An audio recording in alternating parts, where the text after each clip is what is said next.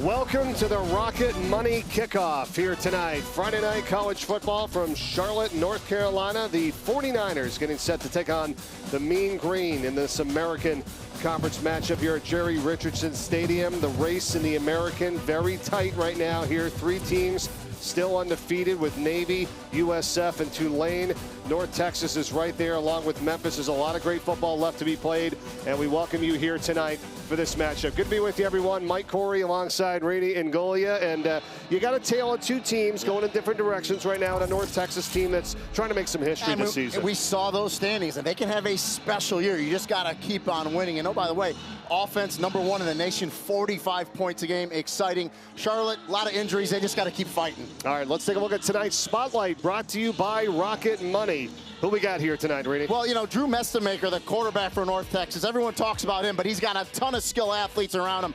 Caleb Hawkins, the running back, true freshman, tremendous athlete, great contact balance, can catch the ball out of the backfield, home run hitter, can do it all. I love watching Caleb Hawkins. He's going to be a main running back tonight for North Texas. Well, they got all areas doing well with the quarterback, the run game, and how about the wide receivers, too? And an excellent group led by anher underclassman, the sophomore and Wyatt Young. And the thing I love about Wyatt Young, Mike, this is only his second year playing wide receiver, was a quarterback in high school. He's getting better with each and every rep, each and every game, runs tremendous routes, finds the soft spot, excellent hands, and obviously very cerebral, very smart from that wide receiver position, Talent everywhere at the skilled spots for North Texas. It's a team that comes into tonight at 6-1 on the season. On the other side, you've got the Charlotte 49ers, and they are at 1-6 right now. It's a program that's only been playing football for 13 years, 11 in FBS, and the first season under Tim Albin. Well, and you got to remember, for Tim Albin, when he took over Ohio, only 3 wins that first year, then 3 straight 10-win seasons. He's trying to replicate here at Charlotte. All right, we're going to take a timeout. When we return, we will be back with the opening kickoff. We thank you for watching the Rocket Money Kickoff, North Texas and Charlotte from Jerry Richardson Stadium. Next.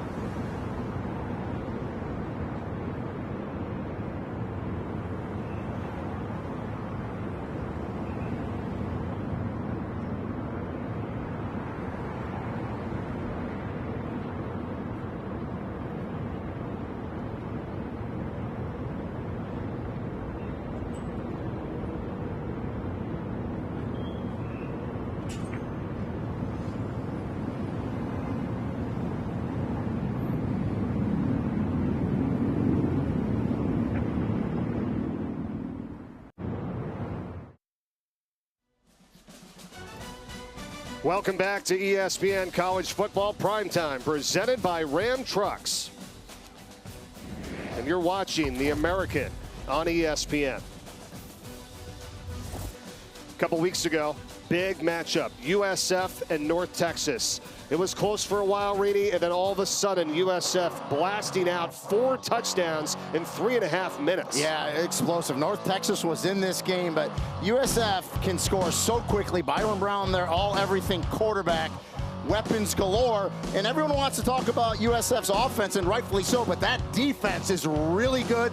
They can make a ton of plays. They made plays in this game, so both offensively and defensively took over this game late. They blew it open to win it 63-36 in our all-state playoff predictor, and you think had North Texas won that game, it would have been flip-flop there in terms of the percentage and a chance to reach the playoffs. Absolutely, but you look at this 6 schools, 4 are from the American, so there's no doubt whoever comes out as the champion of the American Conference, very good chance of making the CFP playoffs. And how about what Eric Morris has done this year here? It's a team that is breaking some records and trying to make some history tonight for North Texas. You know, an offensive-minded coach calls the play, can score a lot of points, always could, brings in Skylar Cassie, new defensive coordinators, helped them a lot.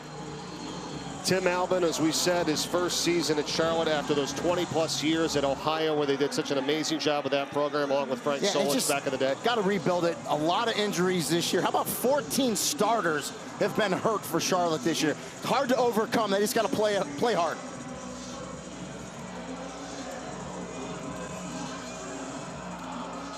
Kali Anguma to kick off here for North Texas. They won the toss. They have deferred.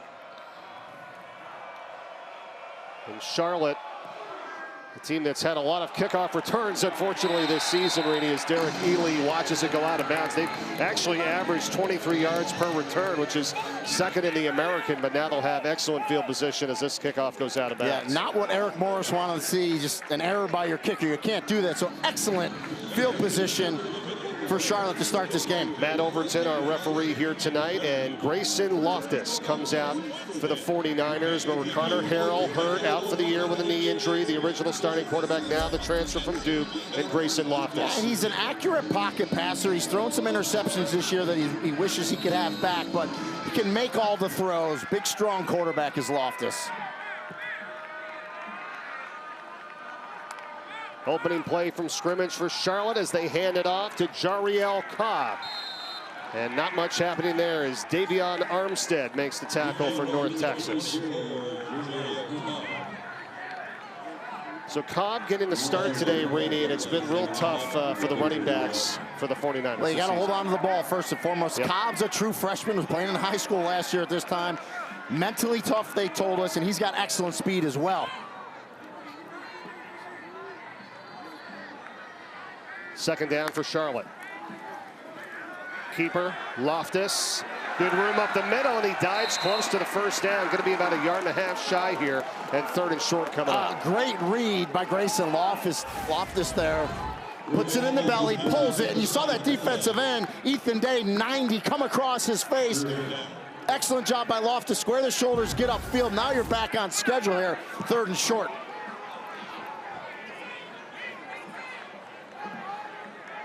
Third and about 1.5 here for Charlotte. Cobb, and he's going to be hit in the backfield. Trey Fields and company are going to stop him from gaining the first down, and it's going to be 4th and 1, and the punt team is coming off. And that hurts because, you know, against a prolific offense like North Texas, you got to get first downs, and you see Trey Fields, number 6, the middle linebacker, shoots through there, hits Cobb in the backfield, and just nowhere to go. Very aggressive North Texas defense. So here's Bronson Long, the punter for Charlotte. Back to return Landon Sides, and he'll call it the fair catch at the 20-yard line. And that's tough if you're Charlotte, because it's exactly what they were hoping for, getting into 3rd and manageable, right? I mean, it was 1 yard, 1.5, and you just couldn't execute. Your best defense against a really good offensive team is keeping the ball away from them.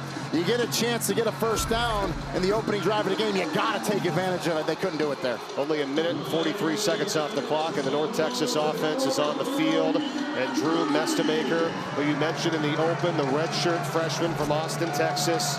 An incredible season that he is having for a team that is scoring the most points on average per game in the nation. 45 points on average. A swing out pass to Hawkins. And there he goes down the sideline. Caleb Hawkins, not only is he a great running back, Brady, as you talked about a few moments ago, he does a great job catching balls like that. And we highlighted him in the open. That's his 18th reception on the year out of the backfield. Tremendous blocking on the perimeter. Great job. Love to see it out there. Tight end Trey Williams was out there, number 6. 20 yards on the reception. He's had a long of 68 this year through the air. Here's Mestemaker's pass over the middle is caught, and the receiver Landon sides for a first down, and just like that in the Charlotte territory. And you're going to call a bunch of different names out tonight for North Texas. Mestemaker does a nice job spreading the ball around. That's a 19-yard reception, and look how fast they're going. Play action, Mestemaker stepping up in the pocket, airing it out for Cameron Dorner, and he's got it. It's a touchdown, North Texas.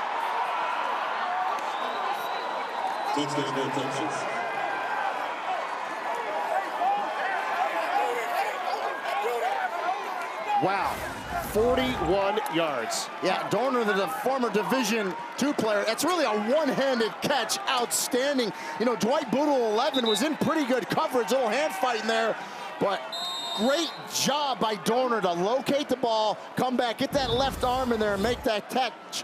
And oh, by the way, pretty good throw by Drew Mestemaker there, putting it up there and letting Dorner go, make that catch. That was incredible. Kali Anguma, perfect for his extra points in his career. 94 for 94. And it's 7-0 North Texas. That happened fast. We'll be back.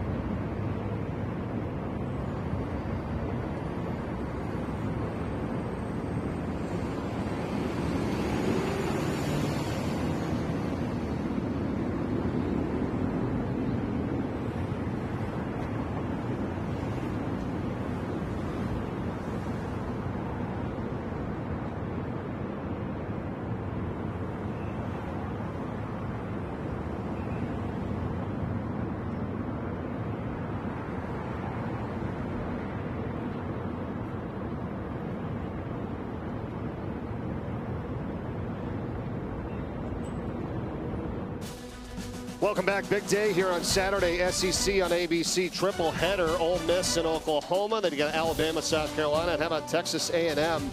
Off to their best 7-game start since 1994. Highest national ranking since 95. And they take on LSU in the nightcap. That's a huge game for LSU. I mean, the SEC on ABC lineup's phenomenal each and every week. Well, speaking of phenomenal, it's the North Texas offense. Only took them 50 seconds reading. What's going on here?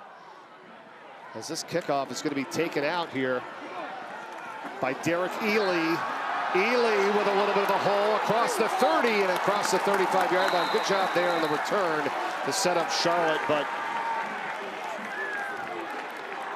37-yard return, but it's been a struggle offensively, obviously, for the 49ers this season, Rainey, as you look at some of the numbers. Well, you know, you talked about it. When you lose your starting quarterback, Connor Hell, who I think was just kind of getting into his stride in that Rice game, you lose him, and then you lose a bunch of other people. Johnny King, their captain, a center, you lose him. A lot of pieces are missing there, and now young guys need to step up, and you got to fight through it.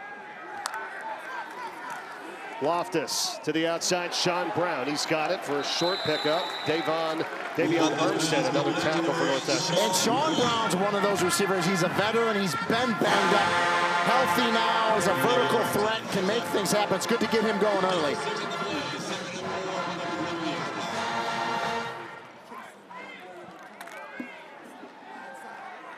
Second down and 4 for Charlotte.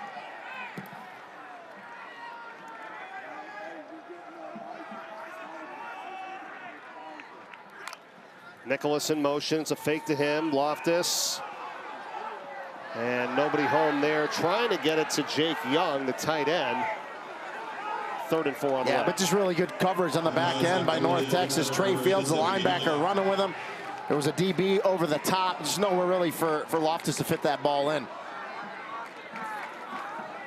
Last time they had 3rd down and a yard. Now 3rd and 4. Their percentage on the season, 41%. Yeah, not great, but this is... I know it's early, but North Texas can score so quickly. You got to get this first down here, Charlotte. No doubt. Cobb in the backfield. Loftus.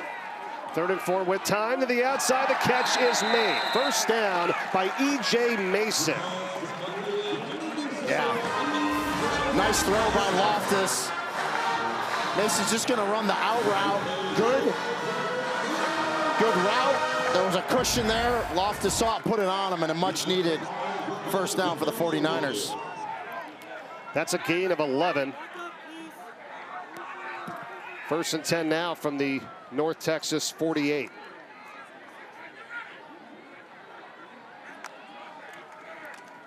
It's Cobb. And a good run there inside the 45-yard line. That's been the area where they have struggled this year, the running back position. You got to have that on first down. And offenses that struggle, I always talk about first down. Everyone wants to talk 3rd down conversions. It's what you do on first down that sets that drive up. So when you can get 4 or 5 yards on first down, you're ahead of the chains and you're in good position. That's a good run there.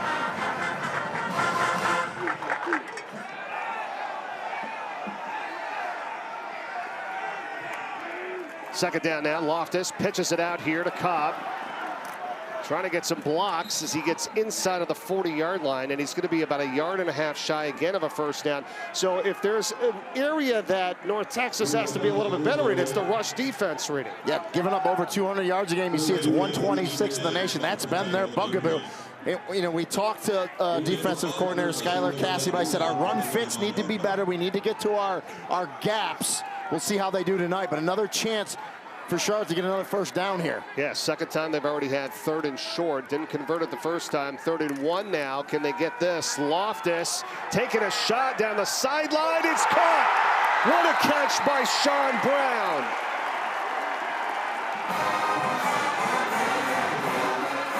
How about the throw by Grayson Loftus? One-on-one on the outside. Beautiful ball, outside shoulder, excellent route by Brown. And I love the shot here because offensive coordinator Todd Fitch, they were going to go for it on 4th down if they didn't get that reception, but they get it anyway. Big home run ball, 32 yards. Yes, absolutely. 1st and goal now from the 7-yard line here. Keeper Loftus, and will go nowhere. Be taken down at the line of scrimmage.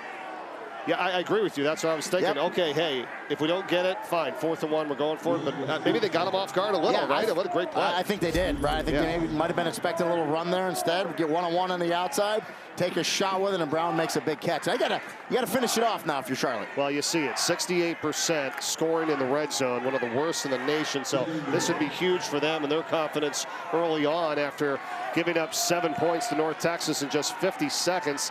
This is Charlotte's 8th play of the drive here on 2nd and goal from the 7. Loftus, it's caught on the sideline. It's going to be a short pickup by Cobb. And David Fisher pushes him out. And Tim Elbin knows in a game like this, You need touchdowns. It's not field goals. Right. You need touchdowns. So when you're down here, you got to put it in the end zone.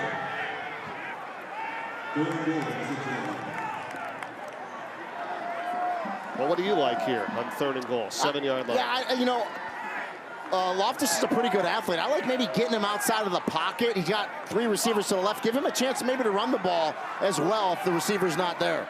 49ers 2 of 3 on 3rd down so far tonight. Loftus to the end zone, overthrown. They're looking for the flag. There are 9. It was Sean Brown, the intended target, and Fisher again on coverage. So they go trips left, right? And then it's one-on-one on that other side.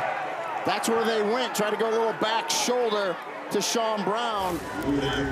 Little contact by David Fisher, but I thought it was pretty good coverage. Hands are on there, but you're not grabbing, you're not turning them. It's good defense there by Fisher. All right, so Liam Boyd is on to attempt the field goal here. It's a 24-yarder to get Charlotte on the board. And it's good. So nice drive by the 49ers. But they trail it now 7-3 first quarter. Back to Charlotte after this.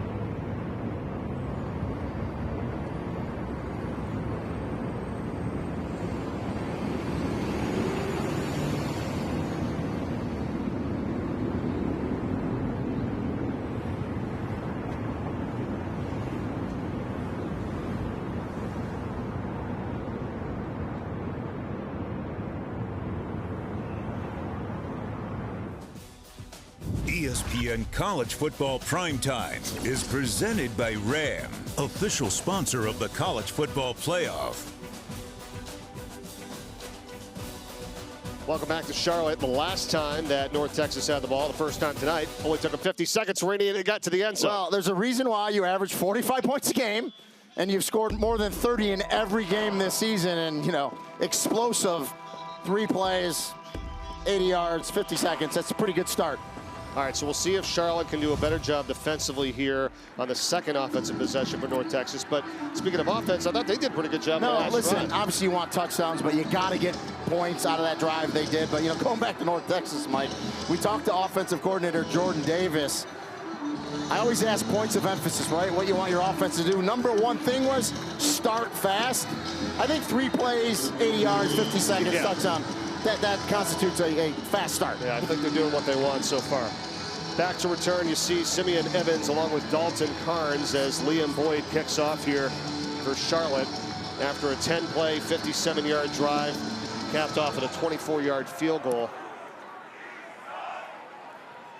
I mean, they have to be excited about moving the football, right? Converting third downs, all things that have plagued them this season. Yeah, and we talked about it. They know they're playing, the best scoring offense in the nation. So again, your best defense is helping your defense out with your offense, taking time off the clock, getting first downs, and getting points. And so Charlotte did a nice job that last possession. It's tough. I mean, this North Texas team, look at it. First, as you said, in the nation in points per game, 41 total touchdowns. And what surprises me is that 121 times of plays that are 10 or more, and that's not even in the top 10, which is crazy. Here's a catch on the outside by Terrence Lewis, and he breaks free down the sideline as he fumbles the ball out of bounds. Randy Franklin hit him, but it's going to be a first down for the Mean Green. Well, good fundamentals from the young, true freshman wide receiver. The ball's in the outside hand. That's where you want it. This way, if it gets knocked out and fumbles, it goes out of bounds. Well, maybe by the end of the night, they will be in the top 10 and plays over 10 yards. That was another 16-yard game. I think all 4 plays tonight have been over 10 yards. Right. All 4. Yep. 5th play of the night for North Texas. 1st and 10 at the 41, and that's also going to be over 10 as Wyatt Young makes the catch. Or excuse me, Lewis again on the catch for the first down. Terrence Lewis. And the thing you'll notice from North Texas is how many young players they have at these skill positions all over the place. Running backs, wide receiver, and of course, Drew Mestemaker, the quarterback, is a redshirt freshman. It's crazy. Lewis is a true freshman. Hawkins, the running back, true freshman. You talked about Young as a sophomore. Dorner, who had the touchdown reception, is a senior. I mean, an incredible one-handed grab. Mestemaker's pass dropped over the middle. That's Wyatt Young that time. And it'll be 2nd down and 10. I mean, Wyatt Young had 3 touchdowns last week. Yeah. And the thing for Charlotte, defensive coordinator Nate Famas, you've got to dial up some type of pressure, because if you give Mestemaker time and a clean pocket, he's gonna chew you up back there. He's averaging 265 yards of offense per game through the air. Now flags fly.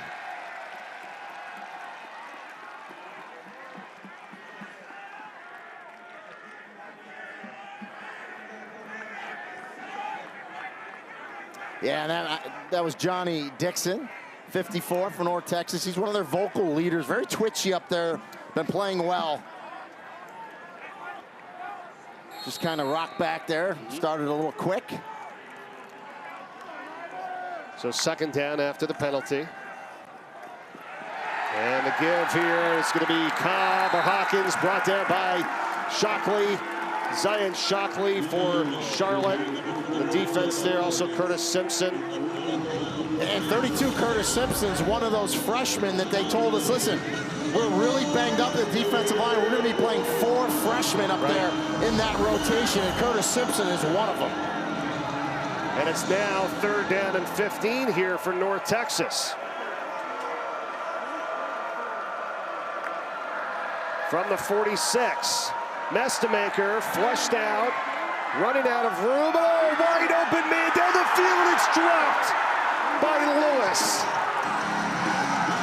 Terrence Lewis broke free and dropped what would have been a touchdown. The pressure was good defensively. Forced Mestemaker out of the pocket, rolling to his left, and then there's a breakdown in the secondary. And the receivers were wide open. And he's just thinking about going into the end zone. It just doesn't secure the ball. Would have been a 54-yard touchdown. I mean, how do you get this open? Yeah, I mean, the corner just released Lewis down the sideline. There was no safety help, and he just dropped it. Big break for Charlotte. So Sawyer Evans is going to punt here for the first time tonight. And a fair catch called for by Nicholas. And the 49ers will be back on offense. 7-3. Could have been worse, though. Lewis from Mestemaker dropping a potential TD. 4-point game still from Charlotte.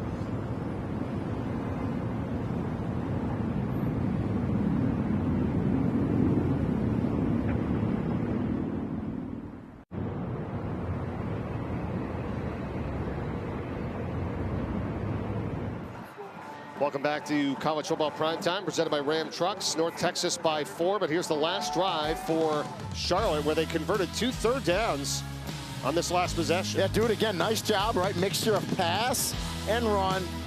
Get Sean Brown, your big receiver, involved. And, you go for the touchdown into Brown.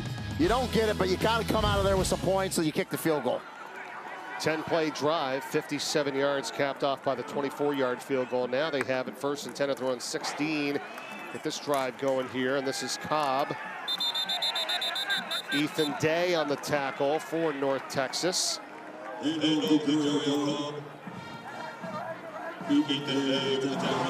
were told it was going to be Cobb a lot tonight, the true freshman for North Texas, because of the funneling issues that for the 49ers. Correct. Yeah. And you're at that point in the season, right? Let's play some young kids. Let's get them some experience. Let them see what they can do, and that's what Tim Melbourne's doing. 2nd and 8. A nice catch in the sideline here. That's Brown again. Yeah, really nice route. Right, Brown, watch him come back. Little toe tap here. Great situational awareness where he is on the field. Good throw and a good catch, and now another 3rd and short. Yeah, look, they're moving the football here. I mean, totally manageable to get another 1st down on 3rd down and 1 from their own 25. Nicholas in motion. Take a look at that line there for North Texas. Here they come. Loftus, catch is made. Nicholas has got it 1st down across the 40, dragged down by Fisher, but another 3rd down conversion for Charlotte. 3 for 5 tonight. Terrific route by Javen Nicholas. It's just a little option route. He comes, turns out, back in. Really nice, good recognition by Loftus, and then the run after the catch. Great job, Javen Nicholas. Transfer out of LSU. 35th catch of the season. Played 26 games in his career at LSU. He's a good receiver. Fresh set of downs here. 1st and 10 for Charlotte. Play fake. Loftus looking deep again. Has a man, and he's dropped by Derek Ely. So each team has had a long ball that could have went for 6. And it was just a little weird because Charlotte had 2 receivers pretty close, and you saw that defensive back for North Texas, Colin Lewis, come off his receiver, and that's what Derek Ely saw, and he kind of saw him come off and ended up dropping the ball. Had he grabbed that, though, when they converged, he would have went the distance. Yeah.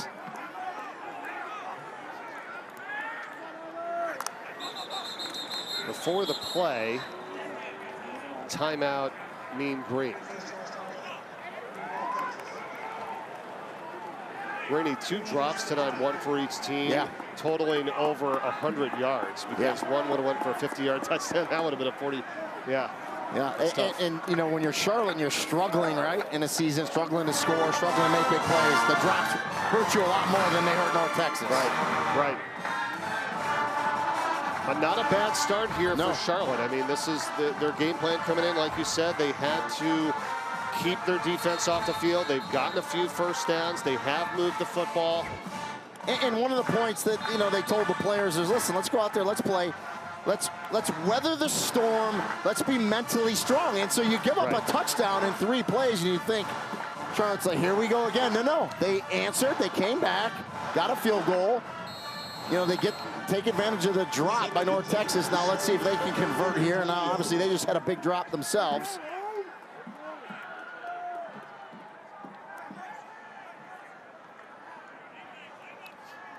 Second down and 10. Here's Cobb. Good run.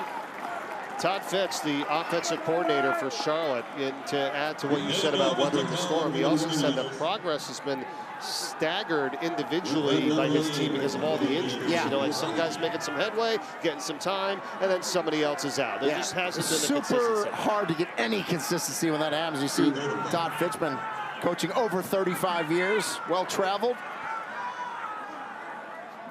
Now it's a 3rd down and 5 here.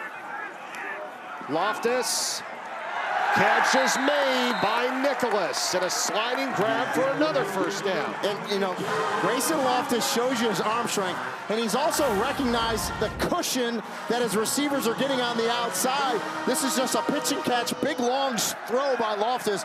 Another good route by Nicholas. Move the chains. First down and 10 from the 42-yard line. Whistles blow here.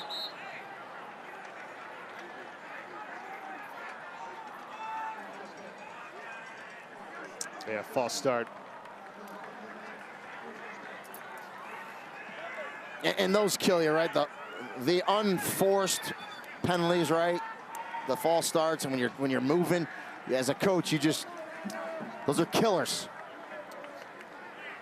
The Coach Alman's team with 4 first downs tonight, 3 of them coming on third down. So they are executing, but this one sets them back 5, 1st and 15.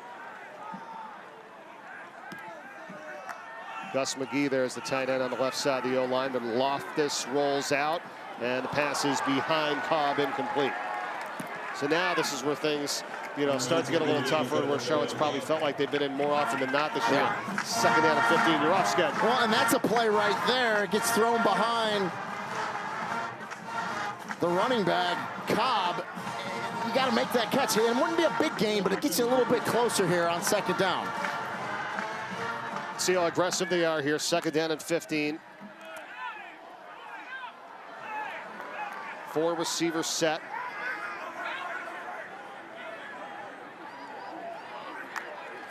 North Texas only ends up rushing 3 as they drop one back, and the pass is caught here by E.J. Mason. Makes a nice move after the catch and gets Charlotte into, once again, another manageable third down situation. Yeah, and again, take what the defense is giving you. You got that cushion, put it right on them, and the run after it. Look, no one's out there. You got a linebacker running into the flat. Can't get there. 13-yard gain. All right, so now third down and 2. And this is 4-down territory all day long for Charlotte. I gotta believe. Well, the last time they took a shot. Yeah. On 3rd and 1 to get a great pass all the way down inside the red zone for a first.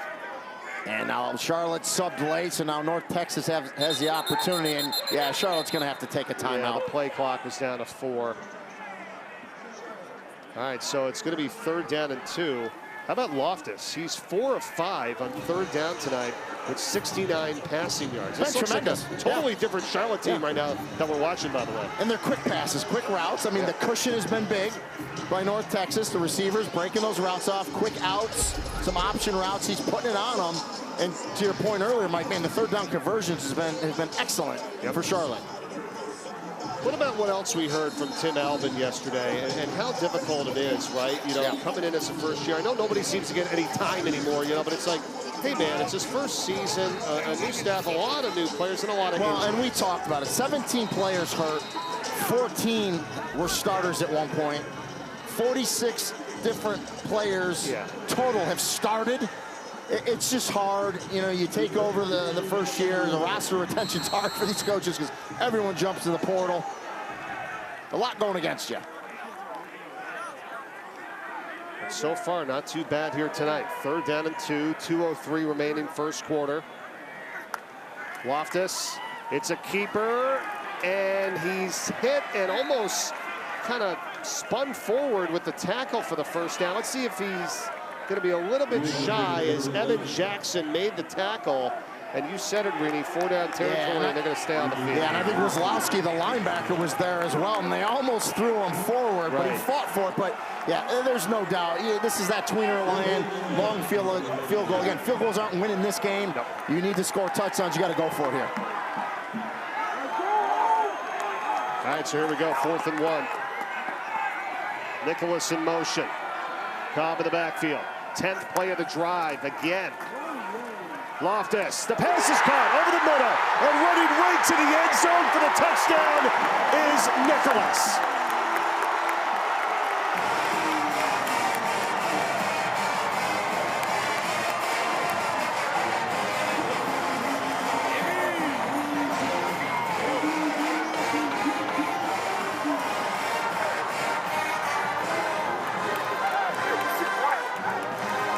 Hello, Charlotte.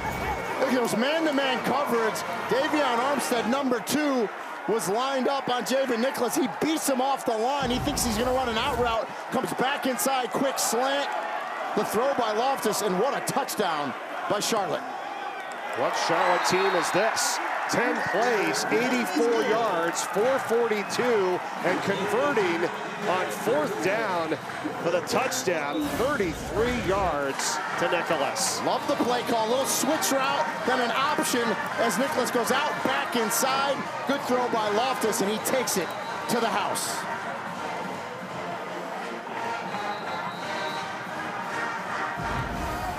An incredible route. You called it. How about that move? Well, and Armstead was worried about, okay, I got to get over the top of the receiver that just crossed me because it's 4th down. They're going to run an out route. Miles Burris, 88, clears it, but then Nicholas comes back inside to that slant. Boy, Loftus puts it on him, and he's able to take it in for the touchdown. Tim Albin's team is now on top, 10-7. They've had 2 10-play drives already tonight, resulting in points, a field goal first, and now a touchdown. And they lead it by 3 here in the first quarter. This is not what anyone expected here tonight. And North Texas now knows, oh, we're in a little bit of a battle here. They've clearly weathered the storm early, right? 3-play drive by North Texas for a touchdown.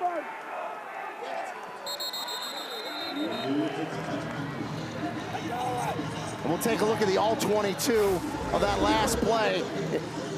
You got everyone in the box. Look at all 11 guys are within 5 yards. You see Nicholas in the slot. You see Burris clear it, and then, boy, that option route, he goes out. Armstead says, man, I got to get there or else he's going to get the first down. And then Nicholas comes right back, crosses his face. Excellent play call by offensive coordinator Todd Fitch, and even better execution by the offense, particularly Loftus and Nicholas. And so now North Texas back to work here, down by 3 from their own 25-yard line. Hawkins, and finally the 49ers are able to limit him to a short pickup, and North Texas in general, because they've been getting chunk plays tonight of 10+ yards. And it's been all through the pass game, so now they're going to go up-tempo, a little run there. Play action, Mestamaker, pressure as he gets rid of it, and the catch is made. And he's got Hawkins, and he has the first down up to the 35-yard line. Let's see if they give it to him. Looked like he was right at the marker. Should be enough. Yeah, he's going to have it. He needed to get to 35. He did. You know, Mestamaker shows you his strength, because it looks like he was going to get knocked off balance there. Was still able to throw it out there to Hawkins. And then the hardest thing to do is tackle a skill player in space. He's able to fight through his Hawkins to get that first down. 1st and 10, 35-yard line again. Hawkins. How about the story on Hawkins, right? A true freshman from Shawnee, Oklahoma, and a guy who has been a huge addition in the running pass game. Tremendous athlete. Was a long jumper in high school, 24-foot long jump. It's pretty explosive.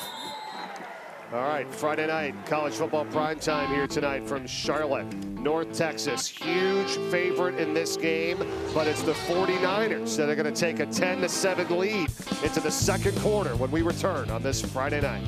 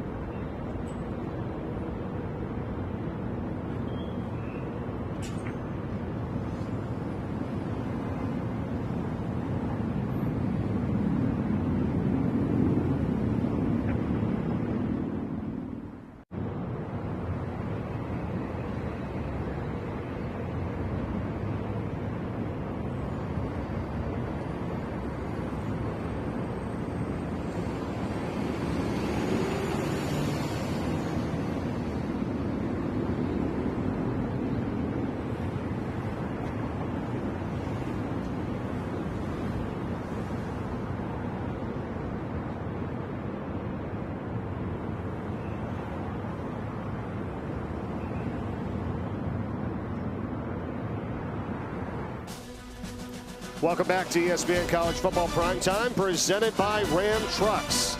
In the American here on this Friday night, Mike Corey, Reedy and Golia, 10-7 Charlotte after the first quarter. And how about this, Reedy? The last time Charlotte led in a ball game this season was September 18th in the second quarter versus Rice. That was 4 games ago. That was the game that Connor Hill got injured in. Right. So, yeah, I love the way, if you're a Charlotte fan, you love the way they've come out and started this game tonight.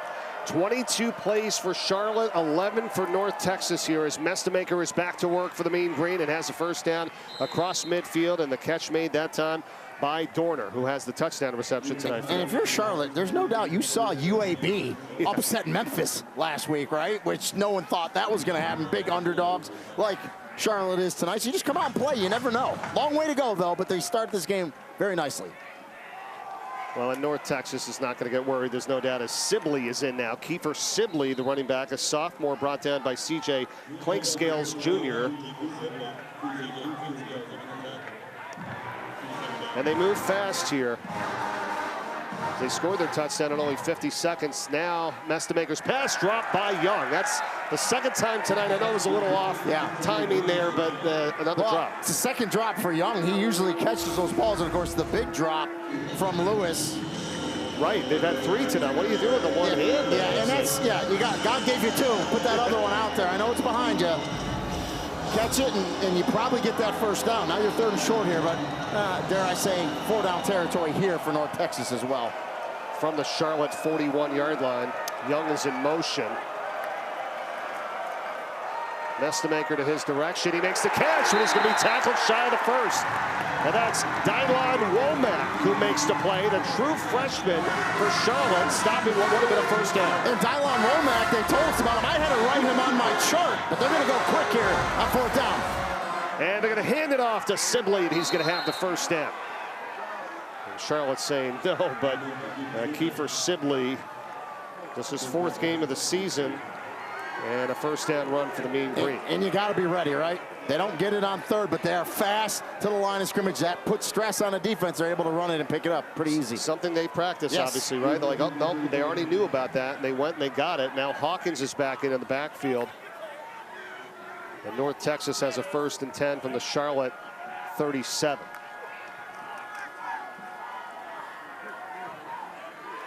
And a few there on the ground to the 35 by Hawkins. He's over 500 yards rushing now on the season with 7 rushing touchdowns, also a receiving touchdown as well. 6 foot, 200 pounds, great frame for a true freshman, very mature, excellent athlete that we talked about, really good hands, kind of that every down back that you love to have. 10th play of the drive now coming here for North Texas, and Mestemaker sacked. Shea Taylor, the linebacker. And Shea Taylor is one of those coaches on the field. Came with Coach Albin and defensive coordinator Nate Fonis from Ohio. He's a captain, makes the calls, wears the green dot, coach the player communication, and a big-time sack for Shea Taylor. That is a loss of 8 on the play. He's got 1.5 sacks now in the season, and here is North Texas, who's 0 for 2 on 3rd down and facing a 3rd and 16. Mestemaker tripped up well shy of the first. Jarrell Liverpool makes the tackle for Charlotte. Now what are we thinking here? Well, I think they were just trying to get back in the field goal range. They couldn't do it. You're in that tweener lane where you really don't want to punt it, because if it goes in the end zone, so even though it's 4th and long, I think he's going to go for it here. It's 4th down and 9 from the Charlotte 36.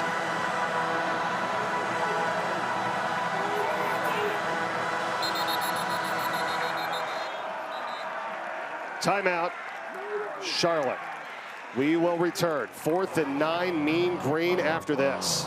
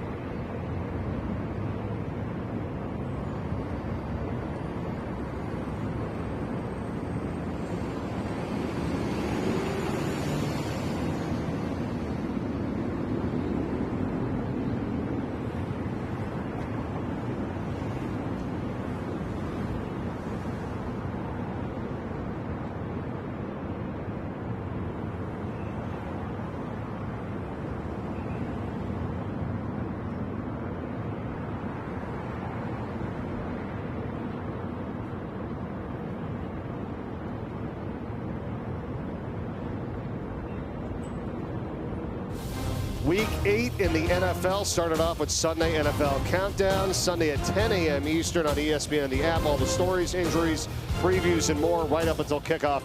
Just saw Norm the Niner right there. They see if the 49ers can stop North Texas right now, faced with a 4th down and 9. Keep an eye on number 10, Wyatt Young. I know he's had a couple drops. He's in the slot to the field side. Got a feeling Mestamaker may look for him here.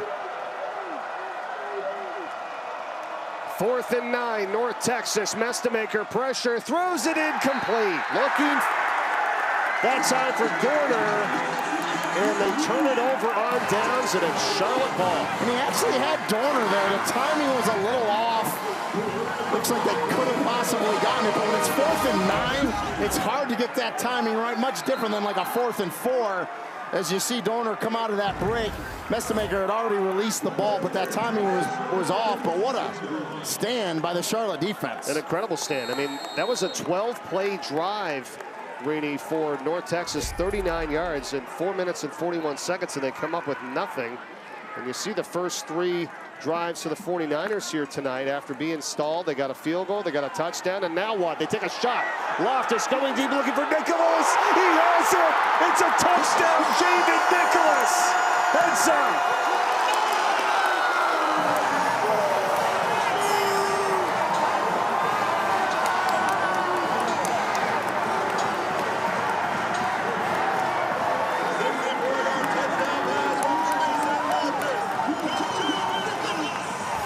And Mike, Javen Nicholas from the slot just runs by Quentin Hammonds, the nickel. Evan Jackson, 3, the safety comes over the top.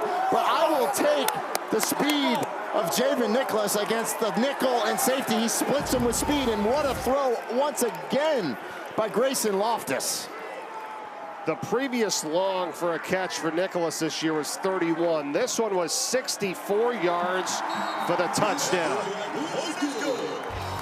And he is on a tear here tonight. And the Charlotte 49ers, 25-plus point underdogs, lead it by 10.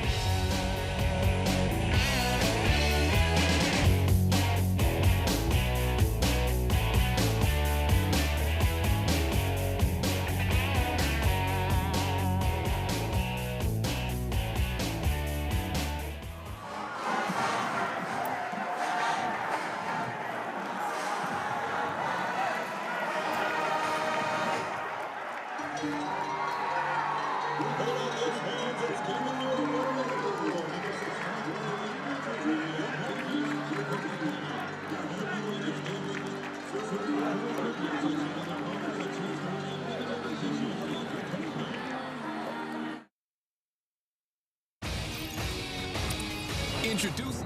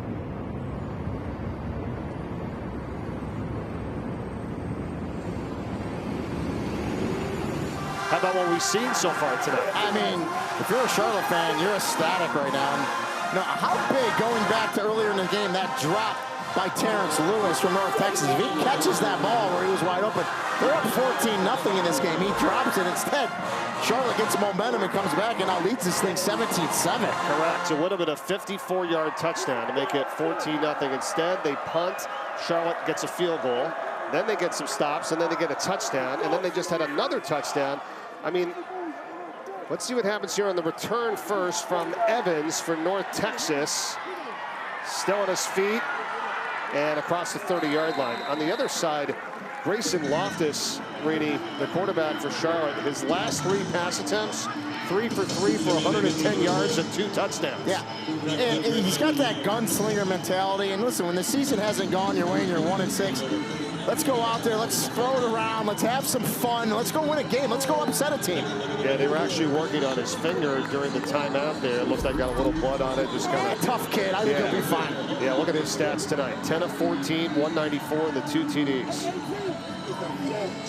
And it was all about Drew Mestemaker coming in for the North Texas Mean Green. They had all the highlights and the numbers this season, and now he finds himself trailing by 10.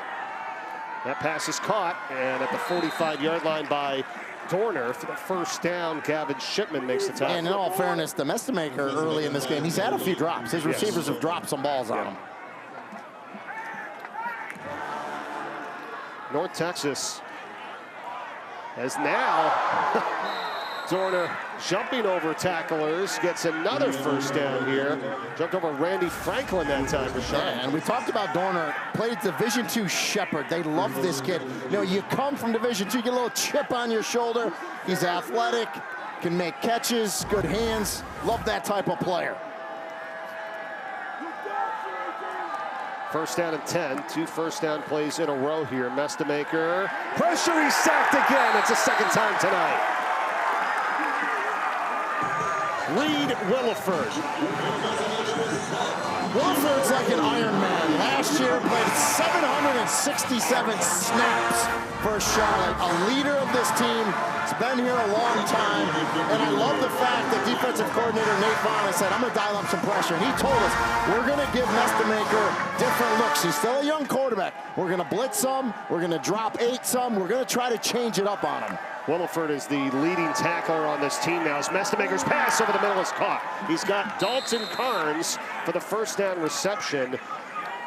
Prior to that, great defensive play. They only had 6 sacks coming in, by the way, Charlotte. They got 2 tonight. You can't blink against North Texas. I mean, they go so fast, negative play, then boom, down the seam. Now here we go again.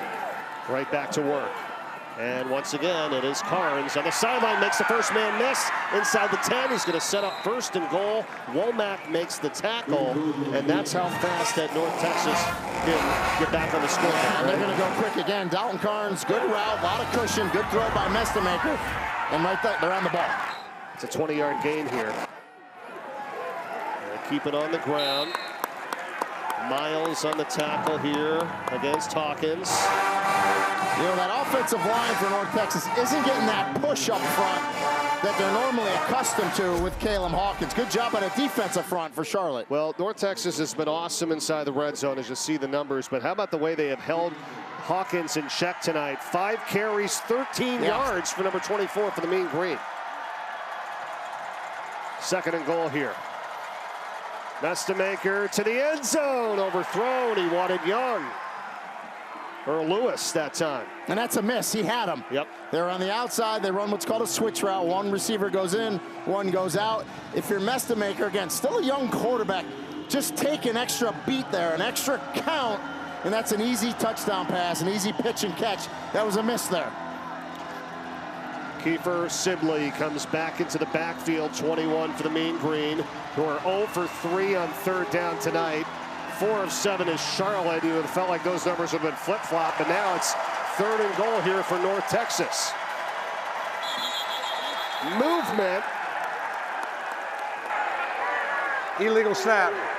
Offense, number 70. 5-yard penalty, it's third down. Well, the problem there is the offensive line is down over the ball too long. Mestemaker wanted his receivers farther out. He wanted a wider split, so he's telling them move out and move out. Took a couple seconds. Play clock's running down. Everyone gets a little nervous, and you get a little illegal snap by Yanta, the center. See Johnny Dixon there, 54. Yanta, the center. Ugana Nana, 71 in there as well. This offensive line for North Texas, and now with a 3rd down and goal, backed up after the penalty. Mestemaker running out of time. And it is caught out of bounds, incomplete. Yeah, Phil Judge was quick to say it was incomplete. And you got to kick a field goal here. Let's see. Shea Taylor had the pressure that time, and Mestemaker, he's dropped, excuse me. Not even close, but no. Tough to see from We got the booth. blocked. Yeah, He rolled blocked. over with the ball, but it was obviously incomplete. Kali Anguma now for the field goal attempt. 7 of 8 on the season. This is a 29-yarder. His long of the year is from 28. And it is through to close the gap to 7. So Charlotte holds tough inside the red zone, giving up just the 3. It's 17-10. 49ers still lead by 7.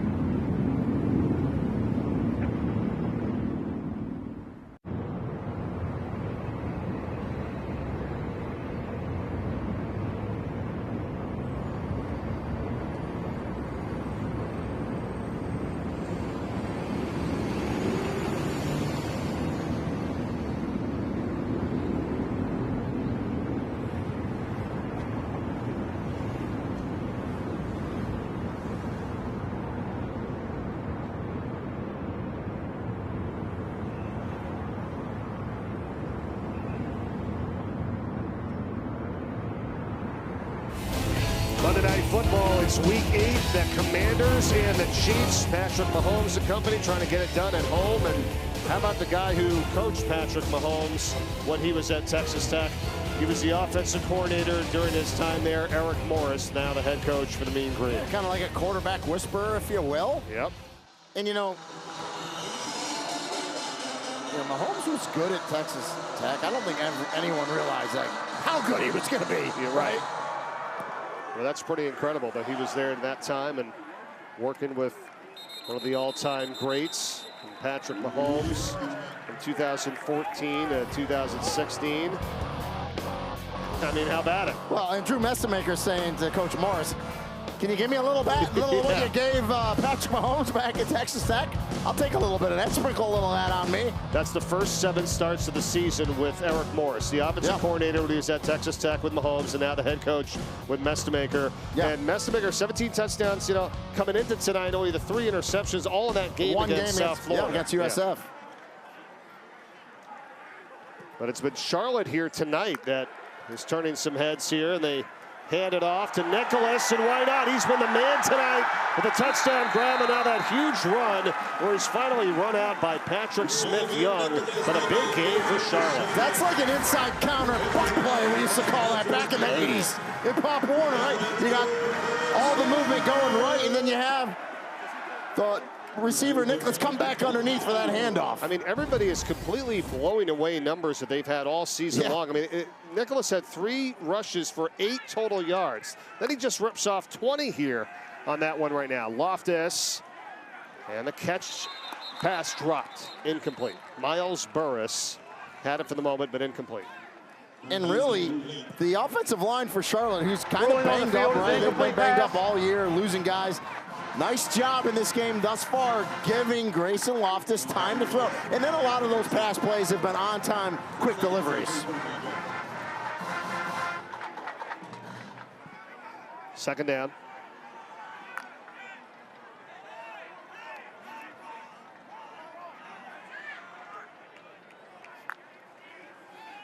Loftus, and he's going to be taken down this time. North Texas there with Jalen Durgan, who makes the tackle. And just when I say they've been protected, don't give them time. Right. They give up a sack, so there you go. So third down now and 14. Charlotte's last 2 drives, they had their longest drive of the season, 84 yards, followed by its quickest in 7 seconds, both getting touchdowns. But now 3rd and 14 here. It's going to be Burris, and he's going to be pushed out shy of the first down. Quinton Hammonds. And if you're North Texas, you'll give them that all day long. A little pushing and shoving in the backfield. No flags yet. They're trying to pull their offensive lineman Christos Fernandez away. Says, hey, we don't need any penalties here. It's going to be a punt for Charlotte coming up. And going back to that play, if you're North Texas, you'll give them that throw all day long. 3rd and long, just come up, make sure you make the tackle, knock them out of bounds, force the punt.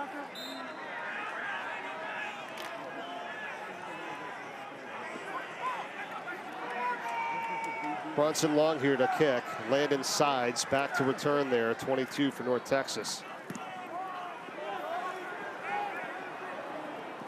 How about that kick? Inside the 10-yard line.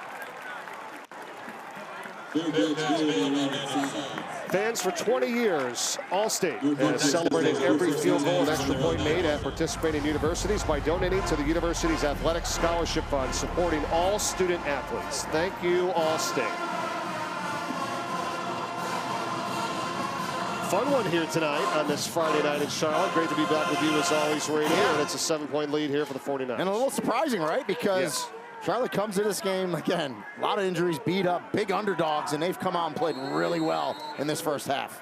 And they've got North Texas backed up here inside of their own 10-yard line in this drive, down by 7 with 6:32 to play in the first half.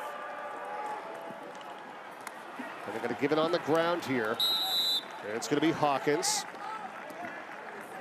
Again, numbers held in check tonight. Their offense on the ground under 20 yards rushing so far here in this game.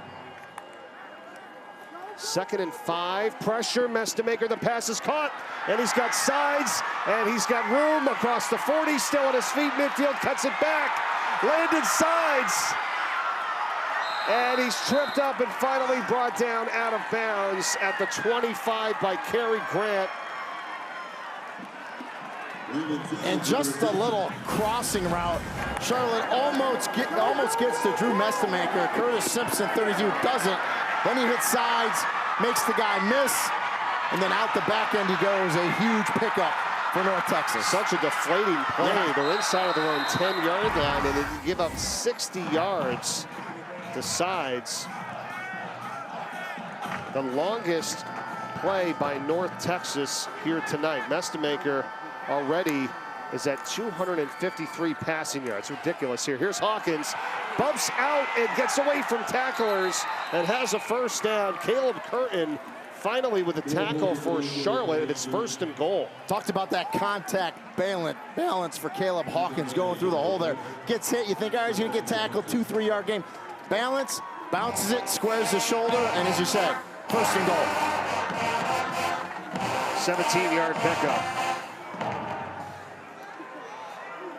In motion goes Trey Williams, the third, and Mestemaker gets it to him. He's got it, and he's going to be stacked up.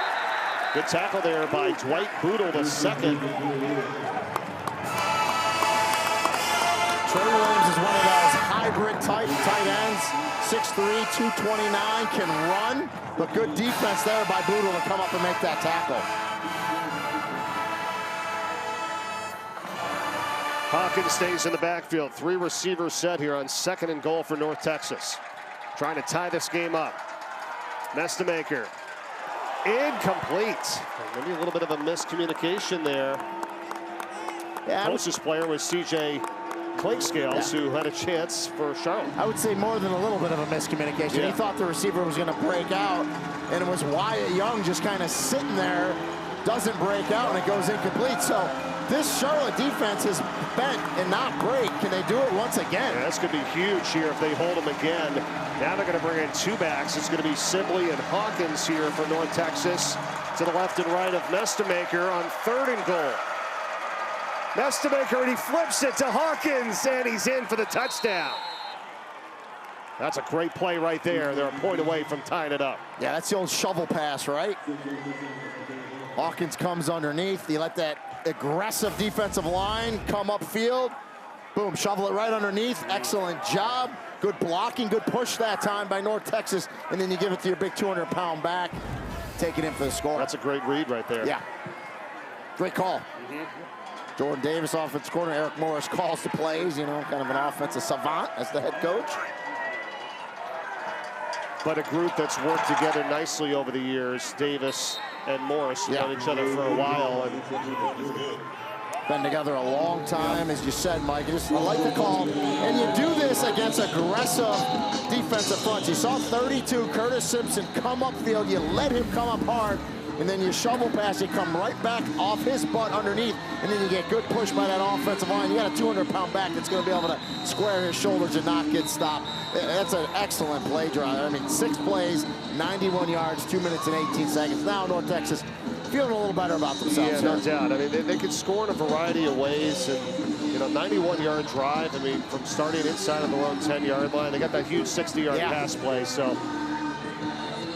But how about Mestemaker? I mean, he comes in averaging 265 yards through the air. He's already got 261 here tonight. And he had a receiver drop what would have been a 54-yard touchdown. He would literally have 315 yards passing had that been the case. Instead, he's got 261 with the 2 touchdowns. 7 passes have been by 15 or more yards. Here's Ely on the return for Charlotte. And Derek Ely gets to about the 30. And we should say Ely was awarded a scholarship a few weeks ago. Just hard-nosed player, local kid. Glad to see that. Love it. North Texas won the toss, and they had deferred, so they're going to receive the ball to start the second half, so you got to keep that in mind. And if you're Charlotte, they've done a good job of really kind of controlling the clock here tonight. The time of possession, you know, was in their favor crazy. It was like 11-4. Now all of a sudden it's fairly even, 13 minutes to about 12 minutes, but they've got to play this 4:07 out well here and not give it back to North Texas. They go on the ground to Cobb. And to your point, Mike, North Texas is so explosive. What they're thinking right now is get a stop, get the ball back, and then it's a 2-for-1. Let's score to end the half, and then we get the ball to start the third quarter. Let's go put another one in. So this is a dangerous spot. You know, they talk about the middle 8, they call it. Last 4 minutes of the first half, first 4 minutes of the second half. We'll see how this plays out. Well, and North Texas still has 2 of their timeouts remaining here. So, yeah, if you're Charlotte, you have to get a first down, at least another first down. 2nd and 7. Loftus in the play action to the sideline. The catch is made. What a grab here again. Sean Brown It's come up big tonight for this team, and that's exactly what they need. And it's, you know, if you're a Charlotte fan, you are so happy to see Sean Brown step up again. Had some injuries that has nagged him in his career, but he's looking good tonight. A veteran, experienced wide receiver out there. And as you would say here, no real hurry to snap the ball, right? You got to try to take some time off here. For sure. Let's see when they do snap it. The play clock's at 15. Well, they almost fumbled it. Bobbling the snap is Loftus, now in trouble, flushed out of the pocket, and is going to throw it away. Good decision there to avoid what could have been a major loss. Yeah. Get out of the pocket, throw it away. Player down for North Texas. That's Jaden Williams, the sophomore defensive tackle. They come out to attend to him. Going to be 2nd and 10 for Charlotte from their own 45-yard line.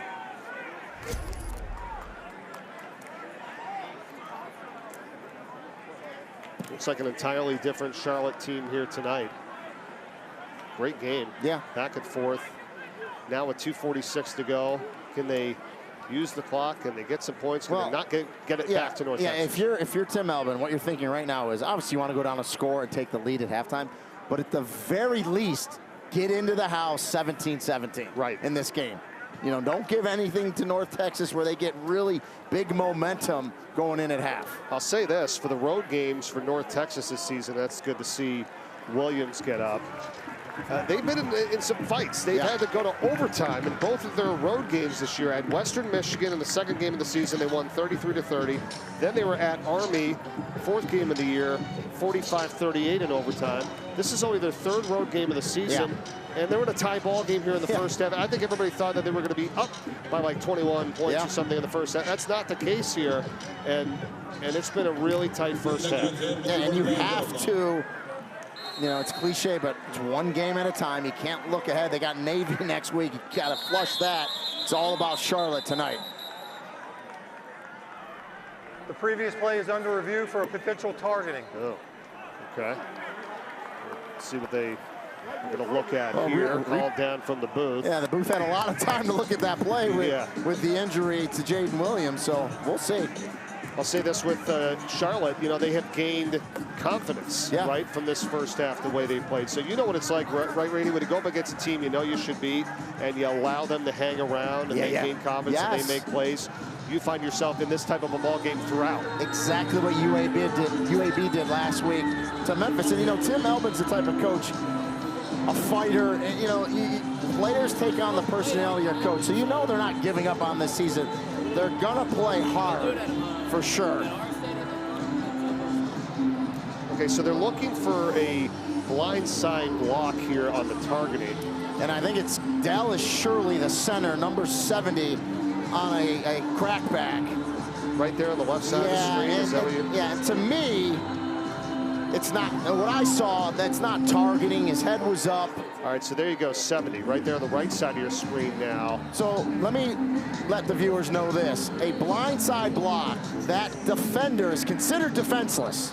So any forcible contact to the head or neck with an indicator, a launch, something of that manner, would be targeting. I don't see it there. Now, I don't think they didn't call the blindside. That foul can't be created. Only the targeting against. I think this is not going to be targeting. On the play. It's 2nd down. Yeah, we were just talking about this earlier. You're right. If they wanted to call like a flag, for, you know, but they couldn't. They didn't call it. So there's obviously no targeting on that play. The only thing the booth could create there was targeting, and there was clearly no targeting, and no flag for a blindside block was thrown. I actually thought he did get him in front of him. I didn't even think there was a blindside block. I don't either. I think it was a good call just to let it go. Yeah. So now it's 2nd down and 10. 2:46 to go, Charlotte. They've got 1 timeout remaining from their own 45. Loftus, and that pass is dropped. Incomplete. And looking that time for Gus McGee, the tight end. Patrick Smith-Young jarred it loose. Ruling on the field is an incomplete pass. We'll take a look. Remember, you have to have control A foot down and then a football move. Yeah, that's incomplete. Now, you heard some of the fans kind of yell because you kind of saw Patrick Smith-Young kind of pick him up. That wasn't enough to constitute a penalty. Now, and Rudy, it's one of those sometimes when you watch it back, you got to just watch it at real speed. Yeah, like, yeah. You see it real speed, you're like, no catch. Slow motion, you can make almost any drop look like a catch. Right. You freeze it, right? Yep.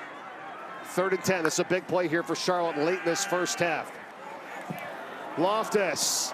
And it's incomplete. It was nearly picked off by David Fisher. He wanted Nicholas, and Fisher jumped right in front, almost had a pick. Instead, it's going to be 4th and 10. Yeah, Fisher was one of the Sam Houston players last year that came over with defensive coordinator Skylar Cassidy. Played it perfectly, but man, there's a reason he's defensive back. The ball hits him, and he drops it, knocks it down, but he's mad because he knows he should have had interception. I mean, he played it perfectly. Ball actually hit him in the face. So the punt here from Long, sides his back to return, calls for the fair catch, and does so at the 10-yard line. Last time North Texas had it, they had it at the 9, and they went 91 yards for the touchdown. And exactly what we talked about in the beginning of that last possession where North Texas get a stop. And now we have 2 minutes and 30 seconds left. You have 2 timeouts and the 2-minute timeout. So plenty of time with this. This is an eternity with this offense. Now you want the 2-for-1. You want to score to end this half, and then you get the ball to start the second half. 261 for Mestemaker tonight with 2 touchdowns. It's a first half career high for him, and he has over 2,000 yards passing already this season with 19 touchdowns and only 3 interceptions. From the 10-yard line. Here's Young on the catch, runs into his own guy, then he's going to be held up and tackled down after a short gain of 4. Tunnel screen. Do we give Johnny Dixon, the right guard, credit for that tackle? Yep. Young ran into the big offensive lineman. See if they get another playoff here before the 2-minute timeout. Not really in a hurry. And they do. 2:01 just in time. Mestemaker's pass caught by Young. And now he's got room and he has a first down. And to be tackled down at the 34-yard line with 1:55 to go here in this first half. That is the 2-minute timeout. We will come back. North Texas trying to get a late score here in the first half. We're tied at 17.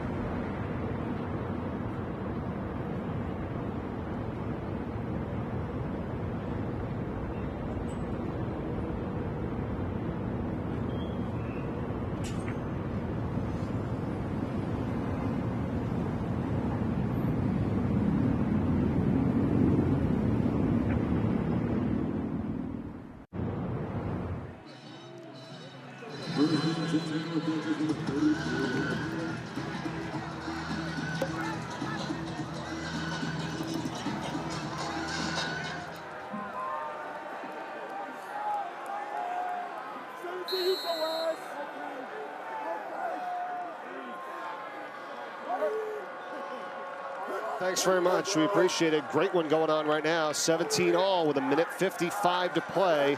And it's 1st and 10 for North Texas here at the 34-yard line. The handoff goes to Sibley. And he rattles off about 9, brought down by C.J. Clinkscales Jr. And this offense goes so fast, you can run it there. You're not worried about it. Boom, look how fast they're back on the ball. Pass is caught, sideline, going to stop the clock here from Trey Williams III, the tight end. Tight end that runs like a wide receiver. Right. It's a matchup problem, but nice catch, gets out of bounds and almost to midfield. 3 touchdown grabs on the season for him. Gets them up to their own 48-yard line. Still plenty of time here, minute 36 and 2 timeouts. Charlotte's trailed at the half in every game this season, the previous 7. And they're hoping that's not going to be the case again here tonight. They actually led 17-7. We're tied up now. Nestamaker over the middle. It's caught through 2 defenders. And running with it down to the sideline is Wyatt Young. And he's got a first down. He's going to set them up inside the red zone with 1:27 to go. And Nestamaker shows you his arm strength as he just spins it in there. There's Charlotte defenders everywhere, and it just puts it right in that window to Wyatt Young. And another missed tackle allowed him with good yards after the catch. That was a 40-yard gain. Sibley is tackled down inside of the 10-yard line. And again, they go so fast. They're you know, inside the 10. They haven't even had to use one of their 2 timeouts. No hurry for North Texas. Nestamaker's numbers are outstanding. 329 yards passing here with 2 touchdowns, 19 of 26. And they're in a tie game, which is crazy. You thought, here are those numbers, they'd be up by 21. They're not. But they're trying to take the lead back here. 2nd and 7. Nestamaker, he's in trouble. He gets rid of it. Colin Gill had him. Number 21 was in the area. 3rd down. How about the strength from Drew Nestamaker? I mean, should have been sacked, had the wherewithal to stay on his feet and see where he had a receiver, or it was actually a running back in Sibley, and he has the arm strength to throw it over his head out of bounds to save that sack. Yeah, as you know, when you're still in the pocket, yep, you got to have a receiver in the area, and there was one there on the sideline. 3rd and 7 from the 9. Nestamaker, it's intercepted, picked off by Yamil Talib.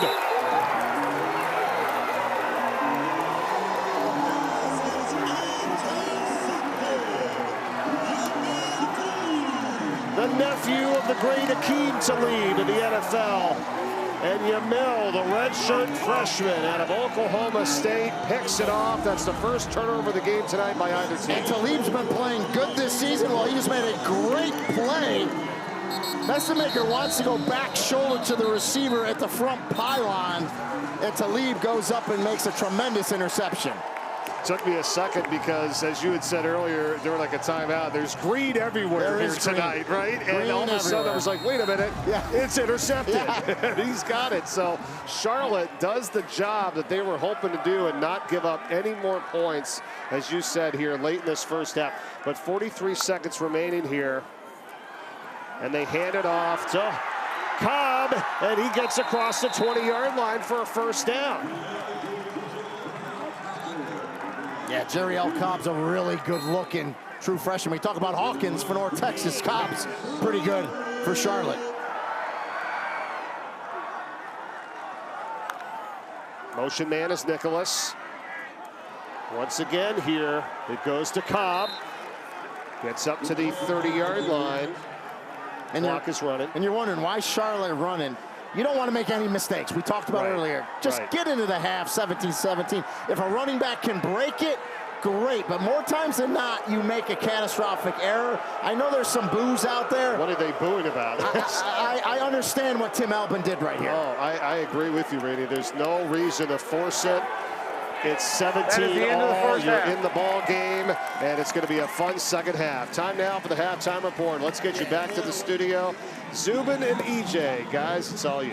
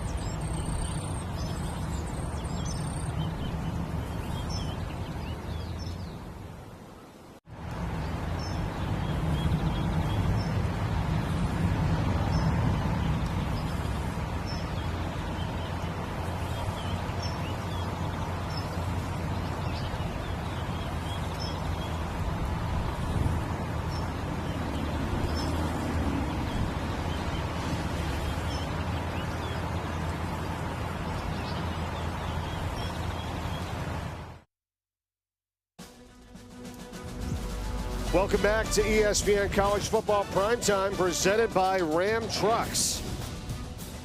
As you're watching the American on ESPN here between North Texas and Charlotte, and what a game we've had here tonight. Tied at 17 as we get set to start the second half. Welcome back to Charlotte, North Carolina, everyone. Mike Corey, Rini and Golia. Obviously, no one expected this. How did we get to this point? There's a reason why we play these games, right? They're not played on paper, they're played on the field. I think Charlotte's played excellent. You know, North Texas, #1 in the nation with 17 takeaways. None for them in the first half, and contrary, Charlotte protected the football, didn't give it up. They did a really good job. Let's get some of the highlights here in the first half, tell you how we got to this point. And there have been some big plays in this game here, though. For both sides, and they get the scoring underway. Cam Dorner, excellent one-handed catch here to start the scoring, and then Charlotte says, I can get after it too. Javen Nicholas, excellent route. That was a 4th down play, by the way. Gets the first down and then takes it to the house. And then how about Nicholas one more time as he splits the defenders. Tremendous throw by Grayson Loftus. And right now, Charlotte's feeling it, that momentum, but little shuffle pass back to Caleb Hawkins as North Texas comes back. And it looks like they're gonna take the lead, get a 2-for-1 chance, but Talib, excellent interception there to keep it tied at half. Yeah, an outstanding job there. As you said, 542 passing yards combined in this game. That is the most in the first half of any FBS game this season. So you're saying there was some yardage? Yes. Mestemaker's already over 300 yards passing. And North Texas is going to start with the football here as they return it out. Evans, Simeon Evans, up across the 35-yard line. And here's our summary of some notes and stats from this first half. And we're tied at 17. Second half has begun, as we talked about it, 542. Most of the first half. Nicholas for Charlotte, Reed. 2 touchdown catches. It's an outstanding game, right? But it's just the first half for Javen Nicholas. So curious to see how aggressive, how Charlotte comes out here in this second half. Mestemaker with 329 passing yards. That's the most in a half by any FBS quarterback this season. And he gets it out here to Dorner once again. And in case you're wondering at home, we did check. 601 yards is the record for North Texas in a game. That is correct. Daniel Meager at SMU on September 8th, 2007. 601 for North Texas. Yeah, records are made to be broken. Mestemaker, again, he's had some players like this over the middle, and that's sides again on the catch. Finding some holes there in the coverage. The receivers for North Texas, they've been doing this all year. They do an excellent job of finding the soft spots on the zone, and then Mestemaker does a great job finding them with the football.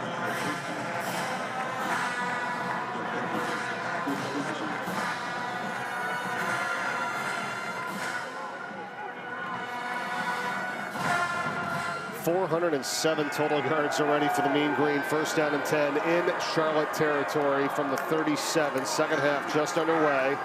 Hand up to Hawkins. And stood up after about 3.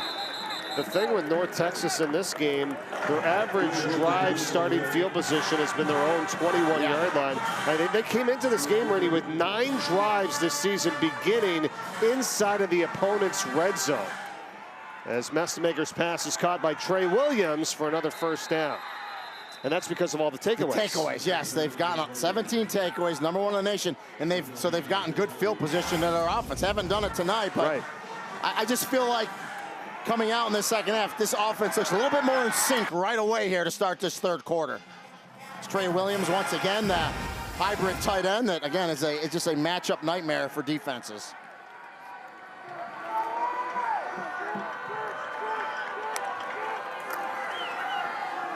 Handoff here for Hawkins, trying to bump it wide to the outside. A little stiff arm, and he takes a huge shot there at the end. Flag is thrown. That was C.J. Clinkscales.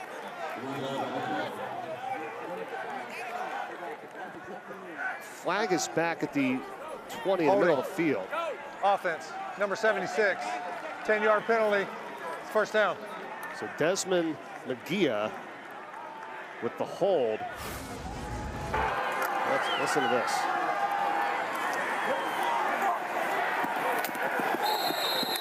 I love it. Now this TV booth, we're not very far up, and so in live time we heard it very loud up. A nice stiff arm, by the way. I like when the young running backs throw that stiff arm, absorb the hit, but of course that play goes for naught with the holding call.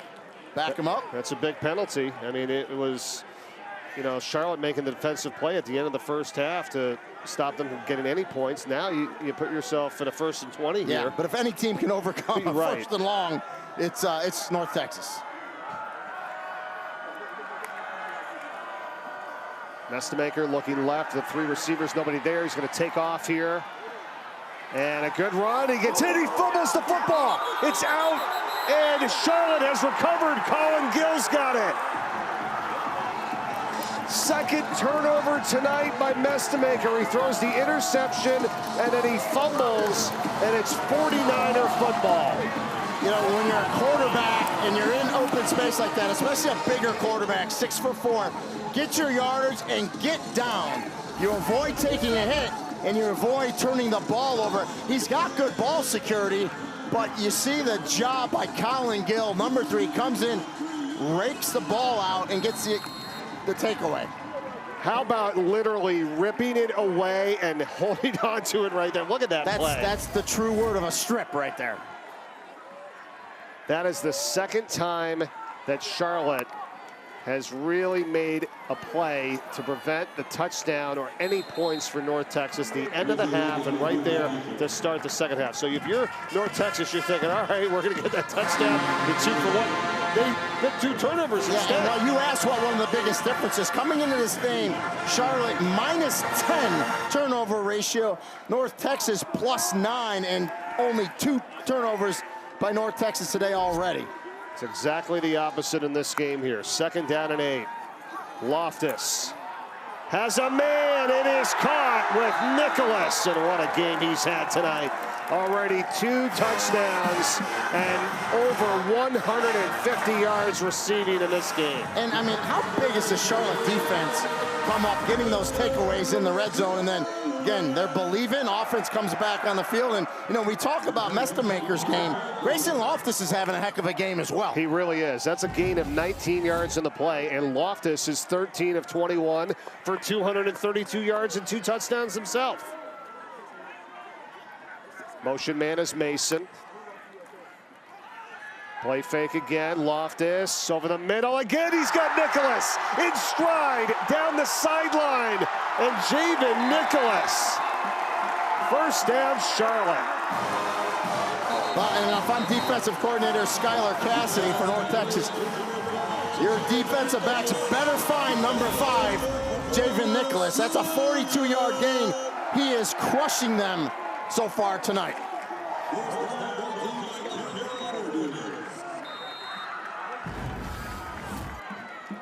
First down and 10. Just over 4 minutes gone by. Nicholas, 186 yards receiving tonight on 6 catches. The handoff goes inside here to Cobb, and that's a pretty good run on 1st down. Boy, they're just making the plays, staying on schedule. This is a really good looking Charlotte team tonight that we have not seen this season. And you talked about it earlier, the confidence, right? You're in a game that, you know, you're a big underdog, and all of a sudden you're playing well, you're making plays, you get stops on defense, you get takeaways, and this, you know, that confidence goes a long way. 2nd down and 4 here. Opening offensive drive of the second half for Charlotte. After the 2nd takeaway of this game, with the fumble by North Texas's quarterback.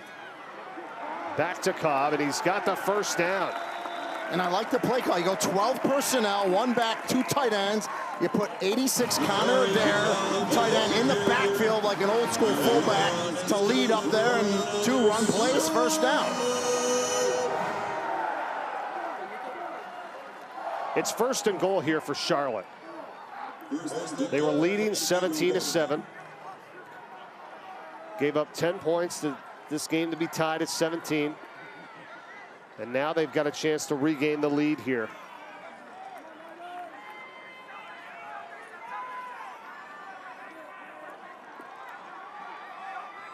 Connor Adair, the tight end, 86 there.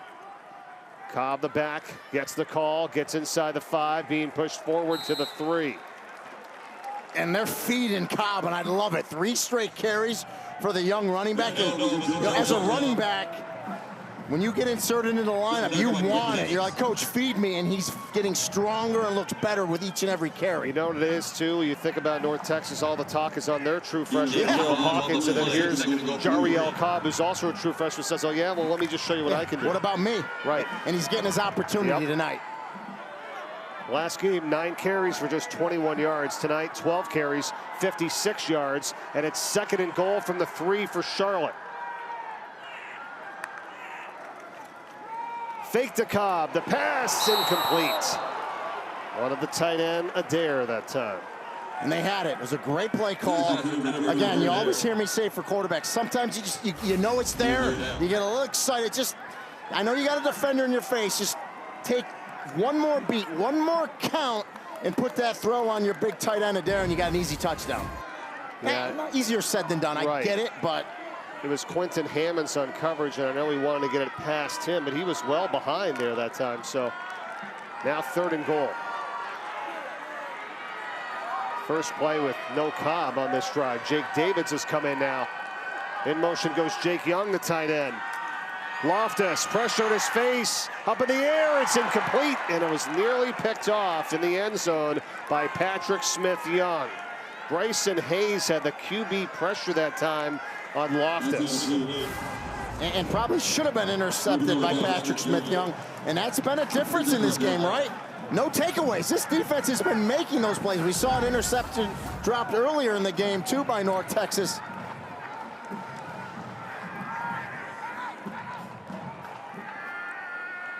And so Liam Boyd here for a 21-yard field goal. He made a 24-yarder earlier.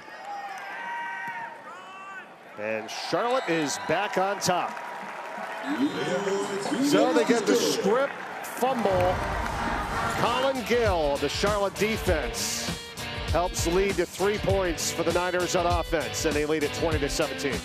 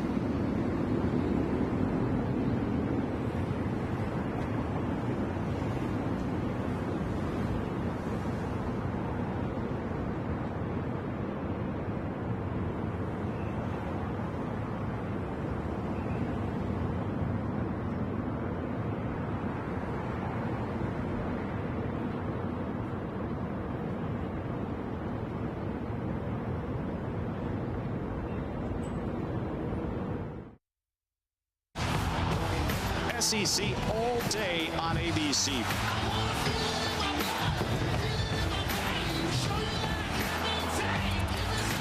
This is about as good as it gets if you're a college football fan. Three outstanding games tomorrow on ABC in the SEC. Ole Miss, Oklahoma, Alabama, 6 straight wins after that opening season loss to Florida State playing South Carolina, and Texas A&M 7-0 up against LSU. Well, what a game, though, we've had here tonight to get you started on this weekend.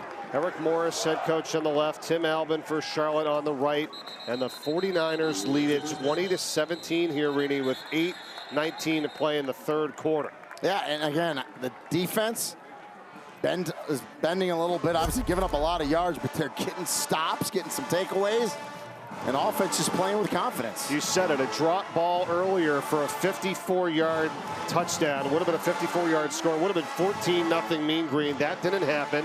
And then on their chances to score at the end of the half, to start the second half, they turned it over. And 14-0 early against a team where the season hasn't been going well, 1-6. That could have changed this game dramatically early. It's a flip out here to Hawkins, and he's hit initially by Womack and was able to bring him down. Good job there to track him down. North Texas garnered 17 points from their first 5 drives of this game, and then the last 2, which you saw, have been interception and fumble. Mestemaker, pass is caught at the 40. First down, good job there by Dorner. He's been a big target tonight. And what I like about these players, right, Reedy, when you talk a lot about, transfers and guys coming in, whatever, it's like, this guy's from Shepherd, right? Division II, yeah. Division II, okay? You wanna, you're moving up. Experienced player, physically mature, can run routes, and has that chip on their shoulder because he got passed over to get a chance to play Division I football. And that's what North Texas looks for, guys just like Cam Dorner. Mestemaker, it's caught. Young with the catch, Wyatt Young. He had a couple of drops tonight, but that's a big one there on the crossing route for the first down in Charlotte territory. And Mestemaker does a good job just buying time, sliding to his left, and letting his receivers run to those open pockets. Puts it on Wyatt Young, and another big chunk play for North Texas. This is huge for North Texas. As we talked about at the beginning of the broadcast, the race in the American, right? This team is 6-1, 2-1 in the conference. There's already 3 teams that are still undefeated. They weren't expecting to be in a battle here tonight. They know they have to get this win to stay in that race. You got to keep playing hard. You got to win games. Trailing by 3, handoff here for Hawkins. And taken down, and this Charlotte defense has made plays tonight. Ty Baldwin on the tackle there for the 49ers. And Baldwin's a corner, and he's up in run support. Gets there in a hurry and makes a really nice tackle. I mean, there's been a few breakdowns. They've given up a few big plays, but I mean, really, they've made plays When tonight. you look at the amount of yards North Texas has today, you would think they'd have 40 points already. But again, Charlotte has done a good job with those 2 takeaways and stopping them from getting in the end zone.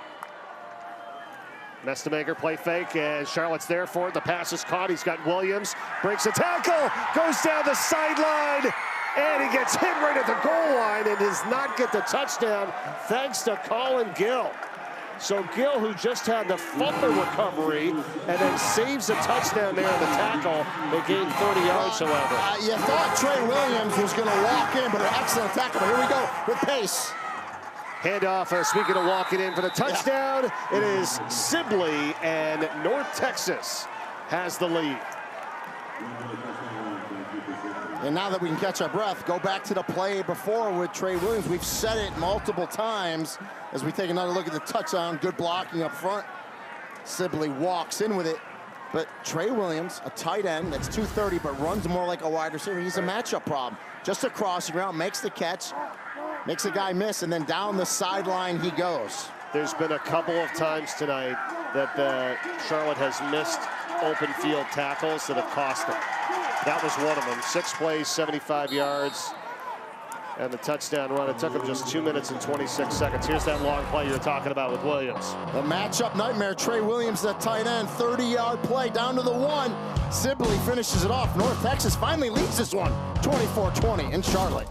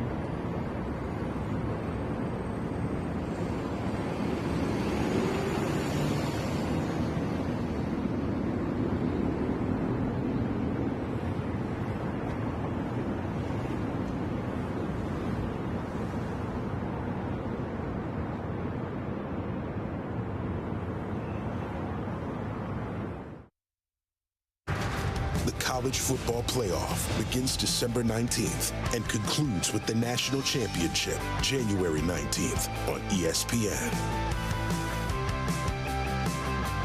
All right, what's coming up tomorrow here in our college football rankings? Brought to you by Prudential. Here's the top 10, Rainey. How about UCLA winning 3 straight after dismissing their coach? Right. But now you got Indiana, right, who's been fighting Signetti's, have been playing tremendous. We already talked that Texas A&M LSU, huge game for LSU. Just this is the time of the season, Mike. I love these matchups, conference play, everything's so important. That Vanderbilt-Missouri game. I was going to say, how about yeah. Vandy right there at number 10, and they beat Missouri in that game. Oh, they're going to important game for both those teams. It is. It is. Only losses, right? Alabama, if I'm correct, for both those teams. So Eric Morris there for North Texas head coach, and Trey Williams, who had the big catch, set it up the 1-yard touchdown run. Now here on the return is Derek Ely. And Charlotte goes back to work here now, down by 4 points. And their season, season average rating, 314 total yards per game. They got 358 tonight. Yeah, Charlotte's been, this is actually the 3rd time I've seen Charlotte this season, and they look the best by far tonight in all phases of the game. Jake Davids is in the running back spot. Loftus is on his way to 300 yards passing, 274 with the 2 touchdowns.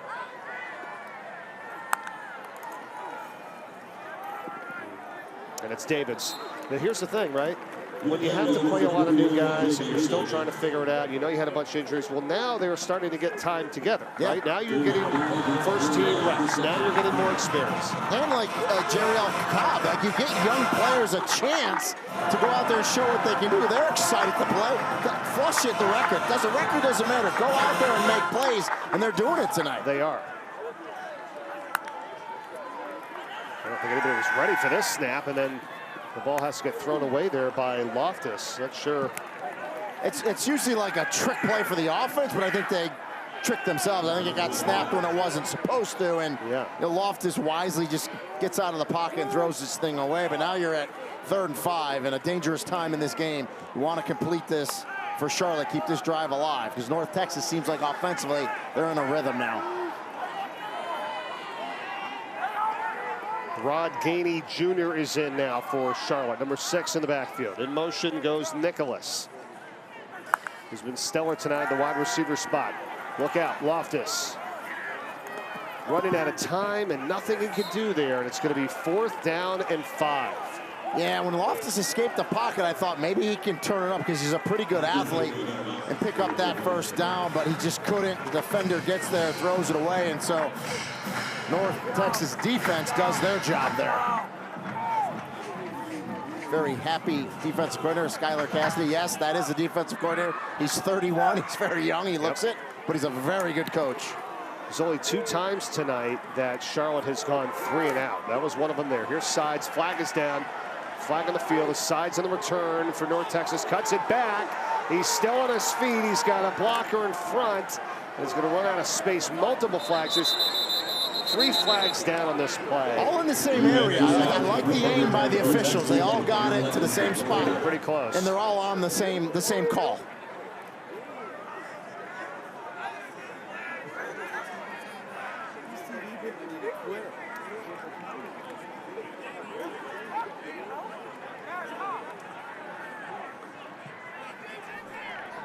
During the kick, holding, return team, 10 yards from the spot of the catch, 1st down. Timeout, 4:49 to go in the 3rd. North Texas back on offense with a slim 4-point lead.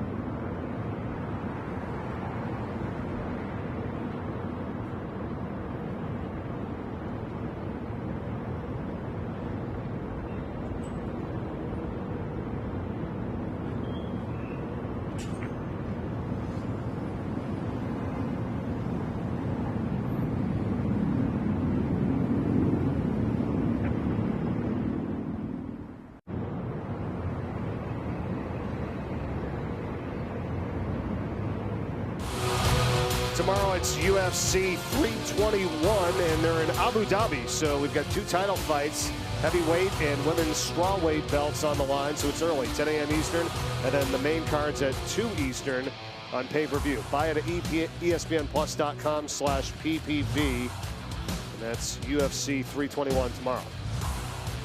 Back in Charlotte, North Carolina. Mike Corey, Rini and Golia with you here. 1st and 10 for North Texas. Back on offense with a 24-20 lead. 4:49 to go in the third. Not a lot of people thought this was going to be a close game tonight, but that's what we have. And Mestemaker's pass out to Sides, caught, knocked out of bounds, 25-yard line, close to a first.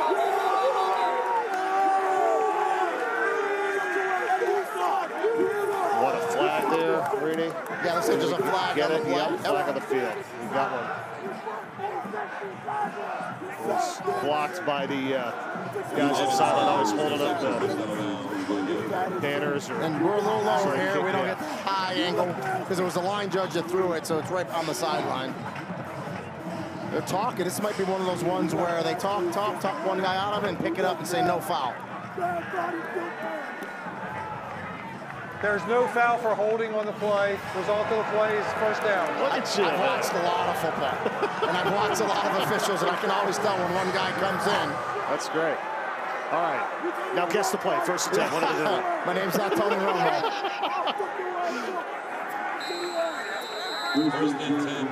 So they give him a first down, and they're at the 26. Dorner, Williams, and Young, the receivers, to the top of the screen.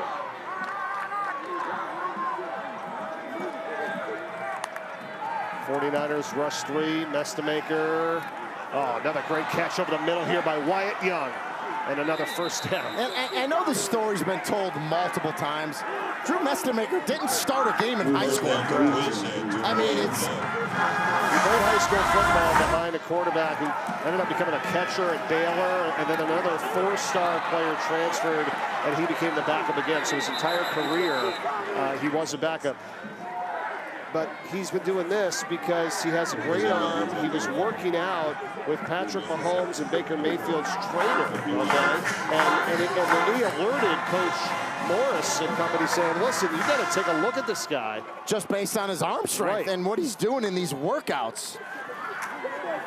Hands it off here. Hawkins, nowhere to go. Shockley on the tackle for Charlotte. You know, just to finish off that story, Eric Morris had no video, film to watch of Drew Mestemaker, so he took a leap of faith on him just on what that trainer said and his arm strength. And he came in as the 5th quarterback last year, okay? Ended up redshirting, but he started in the bowl game. Of course, has moved his way right up to the top and is having one incredible season here. The redshirt freshman on 3rd down and 8. Deep drop. The pass is dropped. Wanted Hawkins, and he was facing major pressure. Travion McGee, Caden Schmitz for Charlotte. It's 4th down. And if Hawkins catches that, there's a lot of green turf in front of him.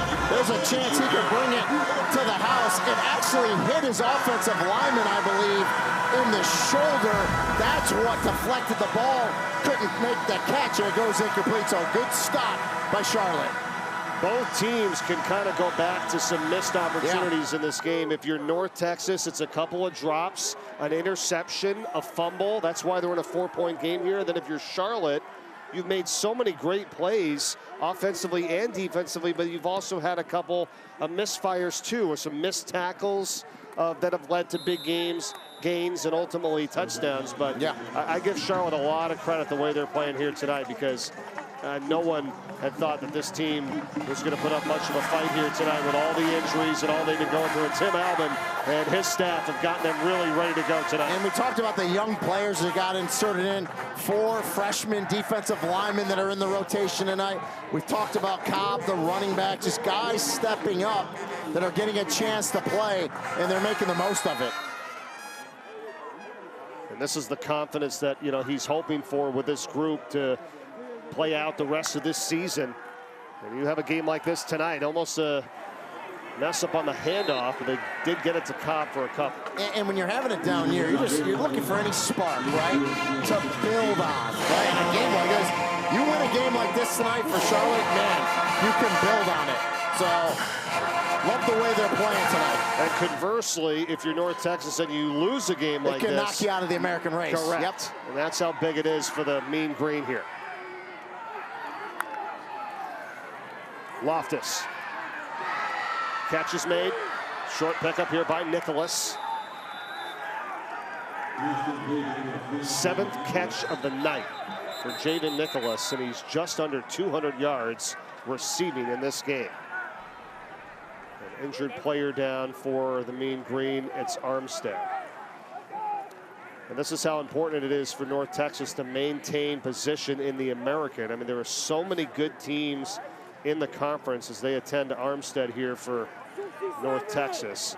And there's 3 teams still undefeated in the American in the standings. Right here they are: Navy, USF, and Tulane. Yeah, and those top 5, and ECU's a good program as well, sitting there with 1 conference loss in Temple. But those 5, and I'm going to put North Texas in there, I really think that the 2 that'll make it to the championship game are going to come out of that 5 when it's all said and done. But still a lot of football to go. And oh, by the way, USF and Memphis go at it tomorrow in a huge game in the American. Yeah, how big is that one? Looking forward to seeing what goes on in that game.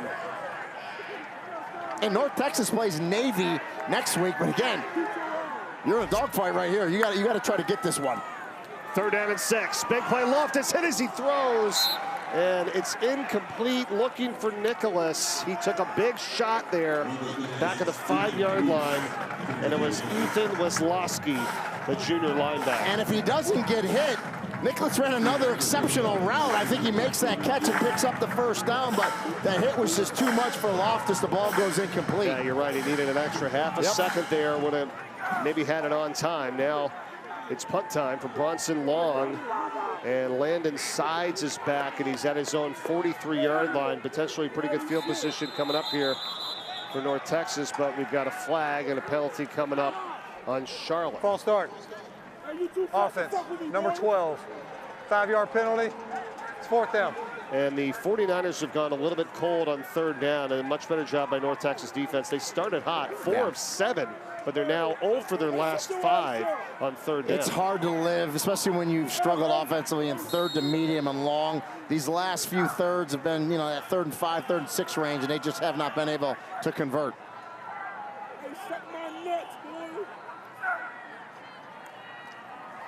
Here's the kick from Long. And it's going to be inside of Charlotte territory. The fair catch called for by Sides at the 49er 43-yard line. That's not good. What is good is Mestemaker and what he's done here tonight. Look at this. In North Texas history, 601 is the high. Mestemaker's got 476 tonight. Yeah, so he's right in range of that, and then for the season, right in the year in FBS. This is the most passing yards, by any quarterback in FBS this season. With a quarter to go. More than a quarter to go. Previous is 473, and he's got the 476, and it's 1st and 10 from the 43 of Charlotte. Sibley and Hawkins are both in the backfield. Mestemaker eludes pressure, and that pass is caught. Dorner again, and he sits down at about the 30. Actually went backwards a little bit there, which is like I get it because he already had the 1st down. He was trying to get around, saw that he couldn't, he just goes down. Thoughts of why the middle of the field seems pretty open tonight. They're playing a zone defense, and there's a lot of skill athletes at wide receiver for North Texas. They do a great job of just finding that soft spot, and Mestemaker, finds them and puts the ball on him. Great velocity. He can spin it, can Mestemaker. We're nearing the end of the 3rd quarter. Coming up on a minute to go, 1st and 10. Mestemaker, pressure coming in. The pass is tipped, and it's incomplete. And he had Dorner there again. That ball gets tipped up, and luckily for North Texas, it falls incomplete.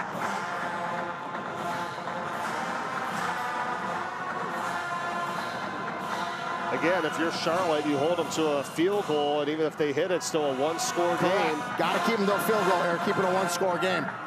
2nd down and 10.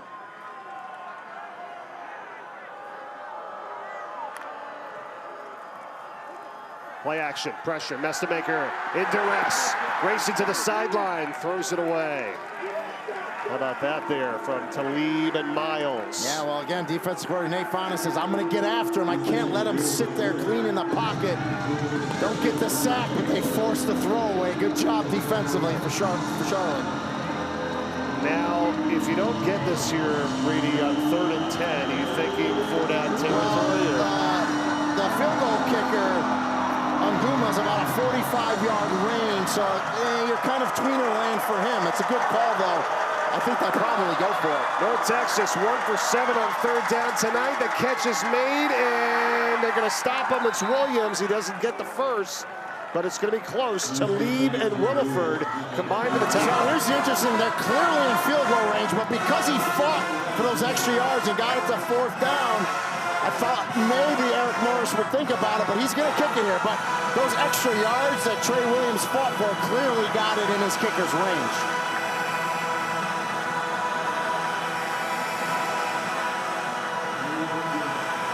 41-yard field goal attempt. He made it from 29 earlier tonight. This is Kali Nguma. 41-yarder to put him up 7. The kick is good. But Charlotte did their job. They did. Kept it a 1-score game. I mean, the defense has held them to a few field goals tonight. Done a nice job. There's only been 2 times this season that they've had Nguma even kick a field goal longer than 29 yards. And he missed on a 43-yarder. That's his only miss of the season. And he just made this 41-yarder. We asked Eric Morris. He said about 45 yards is his range. That's the 28-yard line. That's why it was so important that Trey Williams was able to catch that pass, fight for that extra yardage. Because in a game like this, again, at the end of the day, you just want to win the game, stay in the American race. So the field goal gets you up by 7. But again, Charlotte did their job staying within 1 score.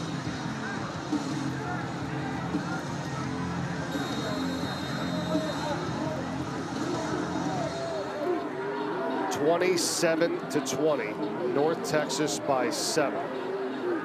With 19 seconds to go here in the 3rd.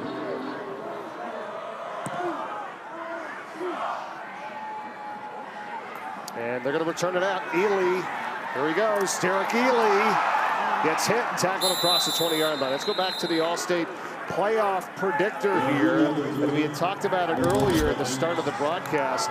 And USF, by virtue of that win over North Texas, it really put them in the driver's seat and the best chance to reach the playoff. And we know it's going to change because Memphis and USF play tomorrow, right? So someone's going down there, and it's just a great race. You look at these 6 schools, 4 from the American, so it's going to be a fun race in the American here the rest of the way. All the other American schools kind of cheering for Memphis. And the American, they don't all play each other, so it's going to get real interesting towards the end.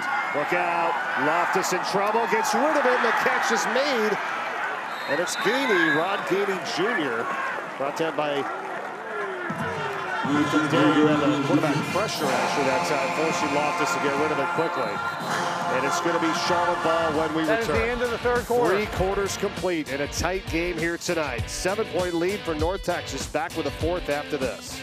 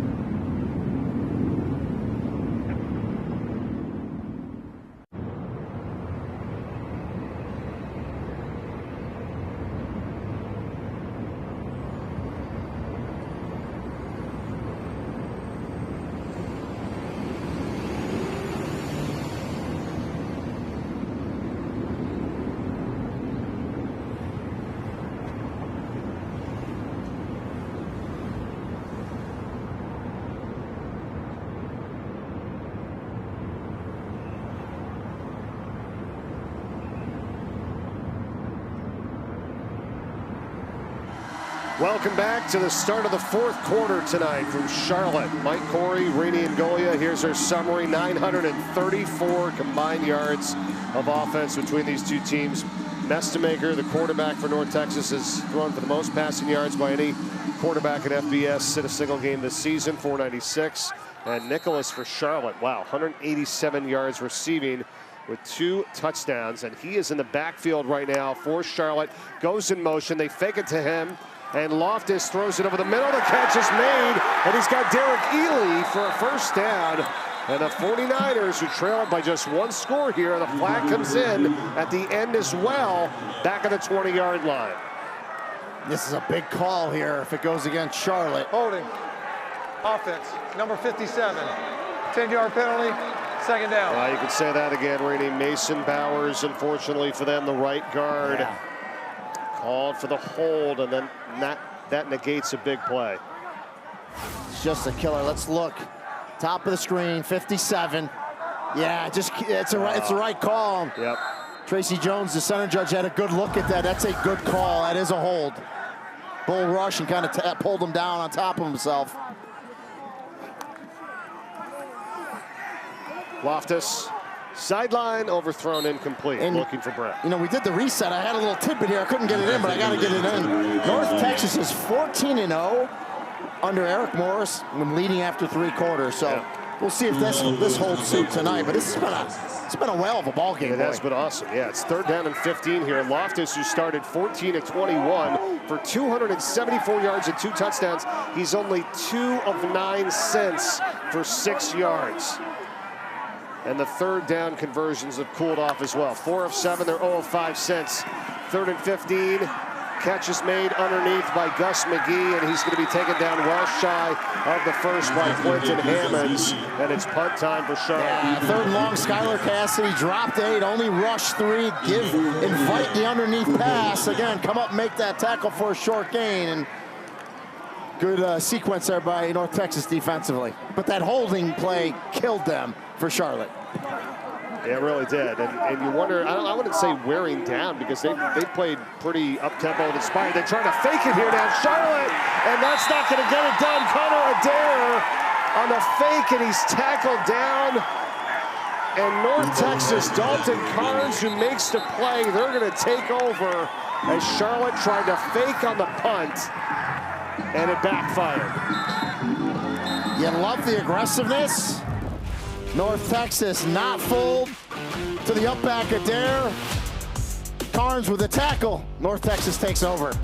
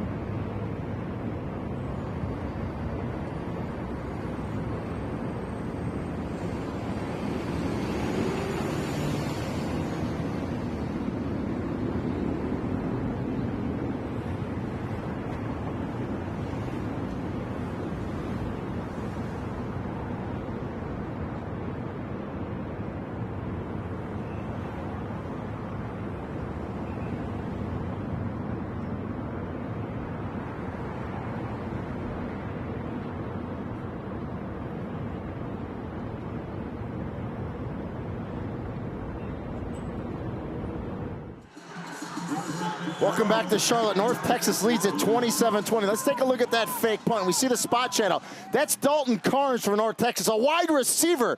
Linebacker Gavin Willis has to block him. He doesn't get there. Carnes makes an incredible play to beat the block. Realize that it's a fake. Get to Adair, the tight end, and make the tackle. Now tremendous field position for North Texas. And this could really put the hurt on here if North Texas gets the touchdown. Young, who was in motion, gets the pass from Mestemaker. Sideline is out of bounds. And, you know, we were kind of going back and forth during the timeout. Did you need to do that there? Definitely didn't. Because being Monday morning quarterback here, but definitely didn't need to do it. Yeah. I can only think there was something they saw on film that they liked. Now, if Willis can make that block, you probably have it, but woulda, coulda, shoulda. You still got to make the plays, right? Right. Mestemaker forced to a deep drop. Throwing on the run to catch is made. He's got Wyatt Young again. And it's a first down just outside the 10. Kerry Grant on the tackle. The other thing the wide receivers for North Texas do, we talked about Mike finding the soft spot. They do a really good job coming back to Mestemaker. You love those receivers coming back. Now it's Hawkins. And stood up at about the 7-yard line. And, you know, just getting back to the fake, too. When you're 1-6 and 0-4 in conference and the season's just not going, sometimes coaches take risks that they normally wouldn't take. Right. Yeah, he probably felt like, hey, I needed a spark at this point because they had been held in check. And they weren't getting the third down conversions like they were earlier. It just didn't work out. Now they spread him out, 5 wide here. In motion goes Williams. Mestemaker quickly to the outside. Hawkins on the catch. Great blocking. Touchdown. Well executed, North Texas.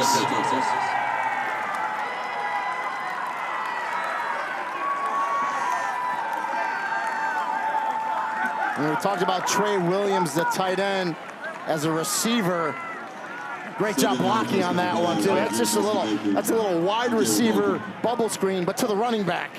Caleb Hawkins out there. Good looking play. This is just ridiculous numbers here. There are 3 North Texas receivers over 100 yards receiving tonight. Young, Dorner, and Sides. And Mestemaker has thrown for 517 yards and 3 touchdowns. North Texas has taken command. It's taken them a while, but they're now leading by 2 scores, 34-20.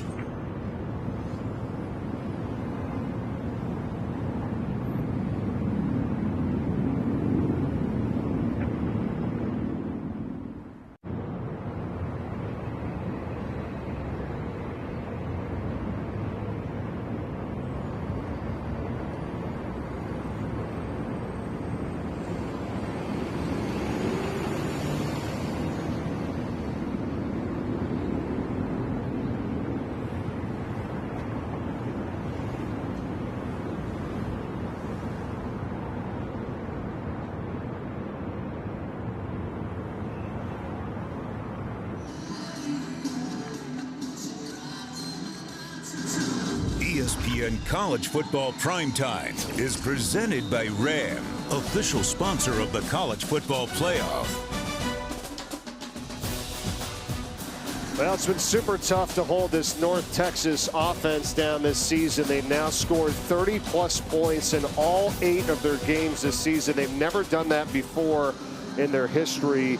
And if they win here tonight, they'd have their best 8-game start since 1977. That team opened the season 8-0. They win here tonight, they'll go to 7-1 and remain in that hunt for the American opportunity to get a championship. And solidify their first winning season since 2018. Yes. So a lot of firsts. And you talk about the points.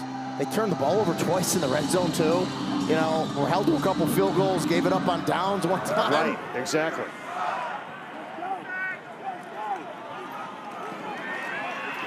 On the return, it's Derek Ely here for Charlotte. Gets off of the tackle, gets across the 40, and is pushed out of bounds. So Quinton Hammond's there running him out, but good field position. There's a flag down on the field on the other side at about the 47. Let's see what we got here.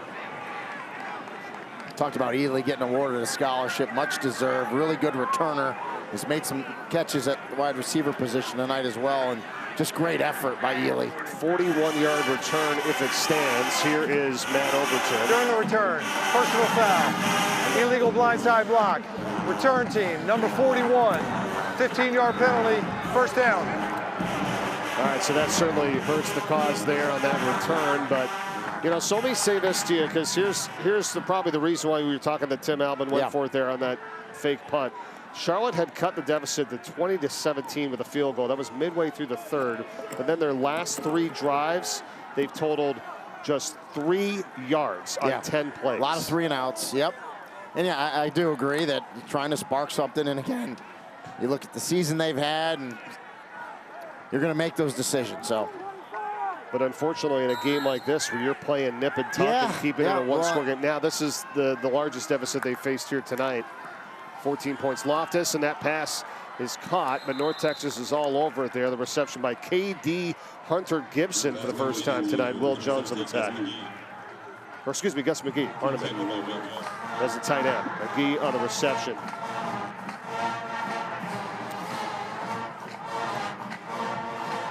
How about the job that Grayson Loftus has done now? 18 of 32, 284 yards, 2 touchdowns. Has not turned it over. From what I've seen of Charlotte this year, it's the best Grayson Loftus has played. And here comes pressure, and he's sacked. Ethan Day. No chance there as Day crashes through for his 4th sack of the season. And Ethan Day is one of those versatile defensive ends. He can play both sides. Just an inside move on Fernandez, the left tackle. Just a little inside rip by Day. Gets right to Loftus, and an easy sack for the defensive end.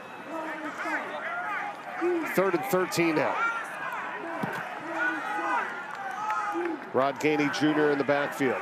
Redshirt freshman.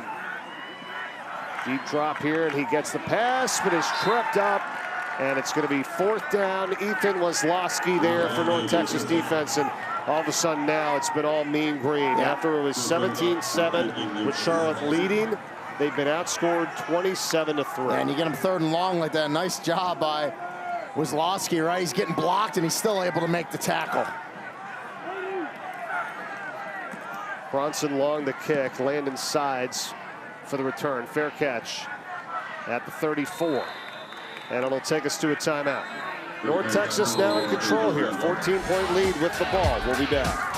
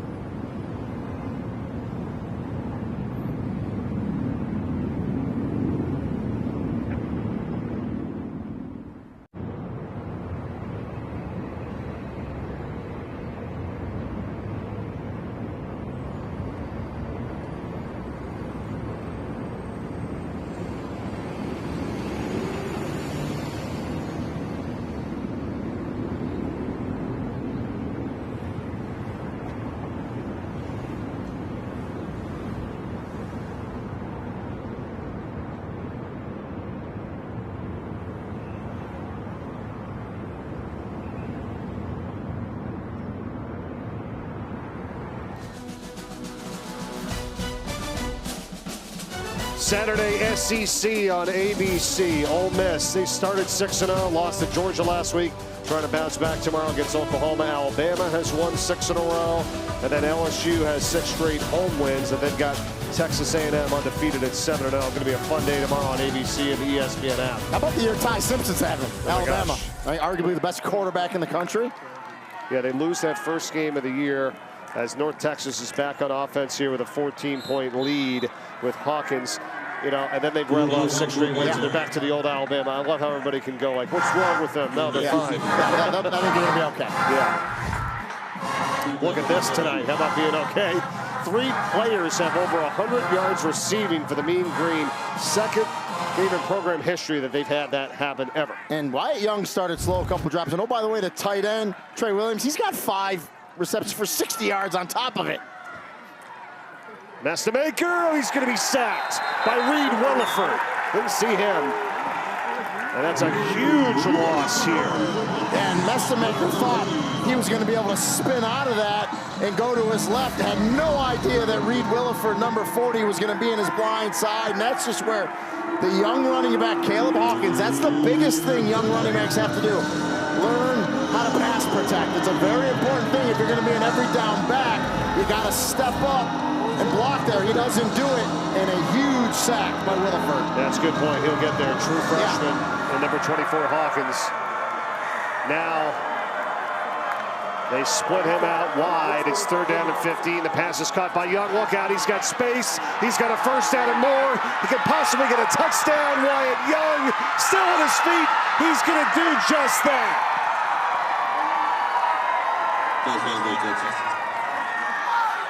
70 yards, and Wyatt Young with 190 receiving yards tonight, and the touchdown. North Texas on a 3rd and 15. Just backbreaker. And it's just a simple middle screen, little tunnel screen to Wyatt Young.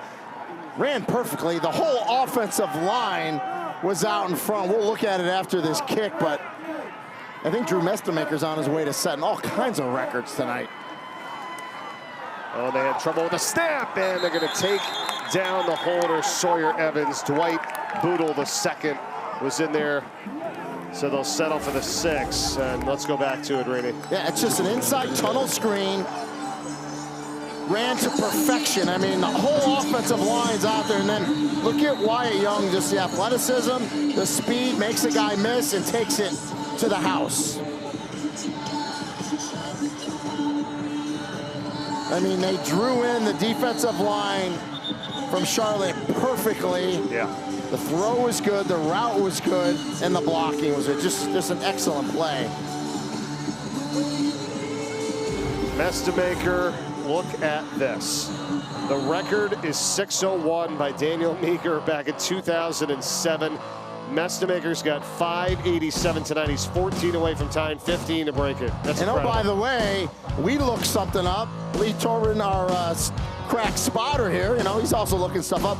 We believe the American record is 601 as well. It is. Do you know who it is, Mike? I'm putting Mikey on the spot. I have no idea. He starts for the Cleveland Browns now. It's Dylan Gabriel. Oh, Dylan Gabriel. When he was at UCF. UCF. Look at that. That's, I mean, unbelievable tonight with the opportunity and these records that this team, and you know what? And I keep going back to it. He had a 54-yard touchdown drop. I know. Sorry, Terrence Lewis. I hate to say it to you. 34 of 46 on the other side for Mestamaker, and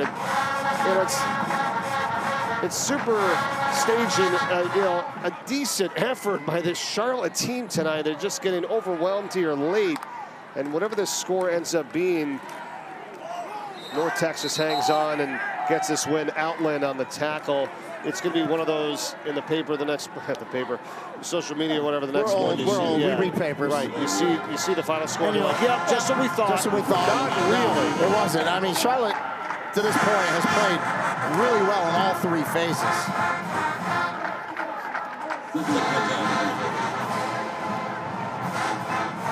8.5 to go. 49ers with a 2nd and 10. 650 total yards of offense by North Texas. 374 for Charlotte. Loftus, and just running out of room. Chased by Quentin Hammonds. But encouraging signs for the Charlotte team. I mean, I think a lot of the young players, they played tonight. Got to see live action, you know, lights on, go out there and make plays. The tape doesn't lie.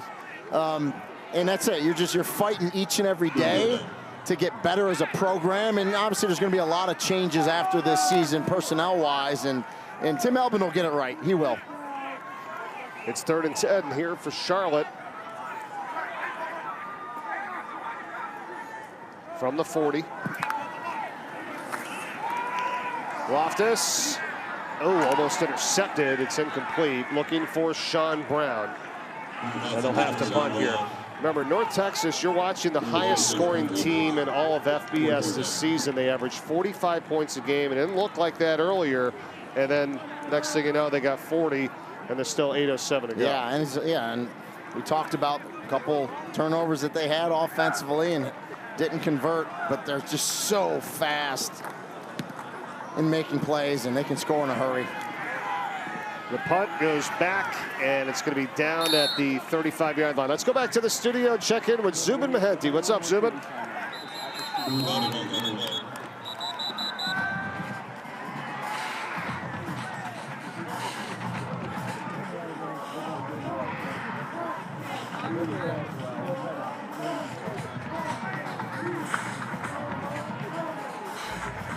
After the play, personal foul, kicking team, number 5, 15-yard penalty, first down.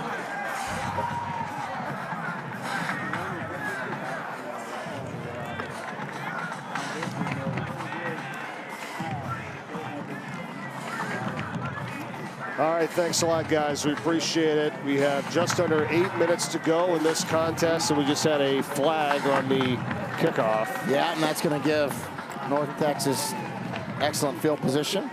It's Ty Baldwin, unfortunately, for the 49ers, got called for it, and it's 1st and 10 for North Texas at the Charlotte 49-yard line with a 20-point lead here. And just trying to put this one away. Sibley spinning off the first tackle, gains 4 to the 45. All right, what about the North Texas assessment here tonight? How do you break that down? Talking to Eric Morris, he said at the end of the day, execution overrides everything. And I think they had some execution issues early, but they overcame it, right? And they just persevered and fought through in a game that they were heavy favorites. And he's got to feel pretty good about it at this point. Yeah. Talked about thanks to our spotter, Lee Torman, tonight. Doing a great job as always. How about our statistician, our good friend Matt Siegel as well. He's been excellent with the numbers here. How about this? As he just hands me this North Texas history. The program really dates back to 1913.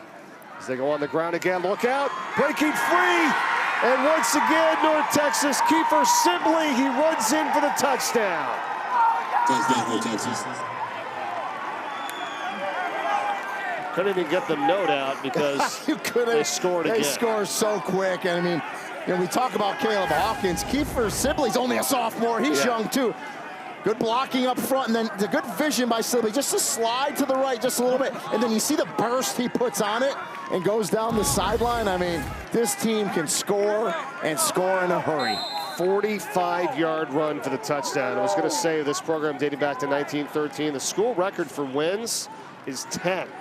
North Texas is going to have 7 after tonight with at least 5 games remaining because they'll be in full eligibility status. And if you're a North Texas fan, particularly Drew Mestermaker, you're kind of upset there because he didn't get a chance to break the record, you know, for the school and the conference. Now you feel like you got to give it back to him to try to do that. You don't want to feel like, hey, I'm running up the score. Look at this. I don't understand. I mean, what, 77% chance against Navy, who's undefeated? Yeah, listen, I don't, you know, that's analytics, metrics, I don't whatever. think they want to see that. Yeah, you don't want to see that at all. You got to play all these games out. We talked about what UAB did last week. Rice, and then Temple again. KC Keeler takes over there, a much improved team. So, yeah, you might have the percentage according to the analytics the rest of the way, but you got to forget that and just go play those games. But with that said, if North Texas can win out, there's a chance they could rematch with USF in the championship. Of course, Tulane has a lot to say. Memphis has a lot to say. So, well, and that's the big game tomorrow, right? Navy still, yeah. Yeah, they're in action. Here's Ely on the return for Charlotte. Breaks the tackle. And pushed out of bounds just across the 20-yard line. All right, so what about the Memphis Tigers and the USF Bulls? The season that they're having, ranked 18th. That's coming up tomorrow on ESPN2, high noon. Number 25. I've had both these teams this year. First down. USF, we talked about, they're an explosive offense as well. Defensively, really good. Memphis just, you know, Ryan Silver just wins, right? But now we're about to find a lot out about Memphis because they lose a game at UAB, which no one thought they would lose. They did. Let's see how they bounce back against USF. Now they're at home, but this is a heck of a ball game here in the American.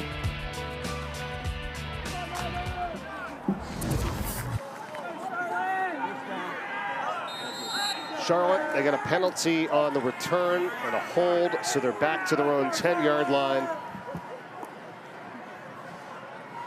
And trailing big in this game now, 47-20.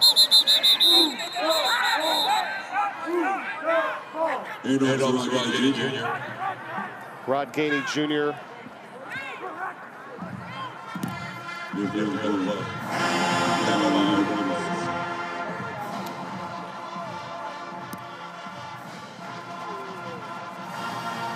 What about what Charlotte has upcoming after this? I mean, they're not giving any favors. They have a gauntlet yeah. finishing up too, their schedule.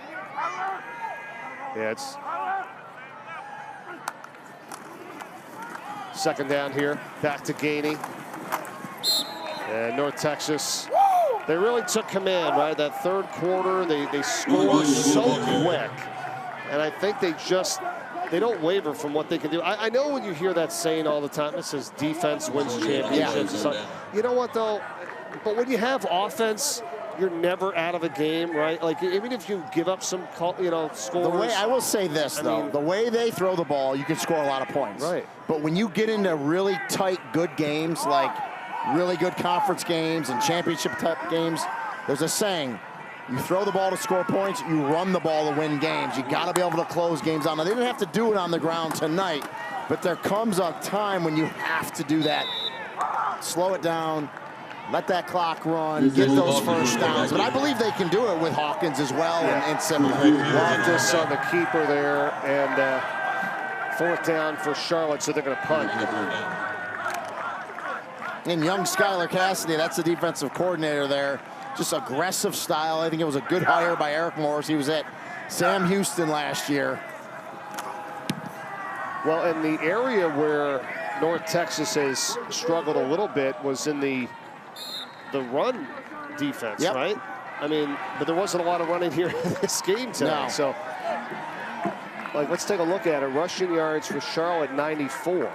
112 for North Texas. I mean, it's been a lot through the end. They're actually a very good team. Coming into this game, North Texas, you talked about how they were against the run. I mean, they were giving up 203 yards a game on the ground, so much better. Exactly.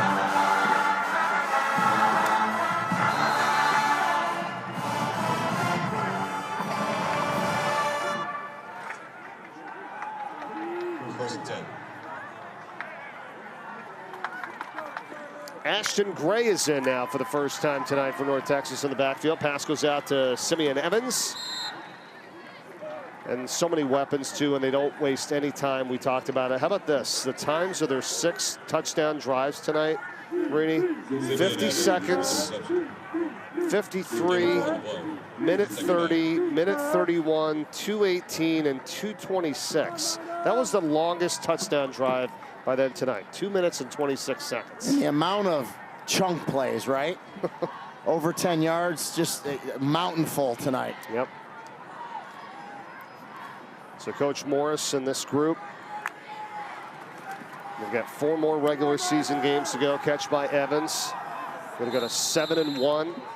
First time since 1977.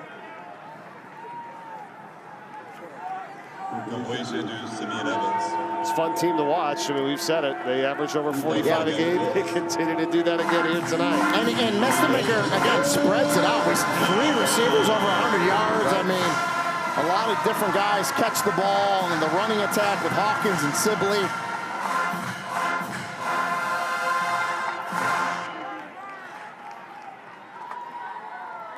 Third and 1 here.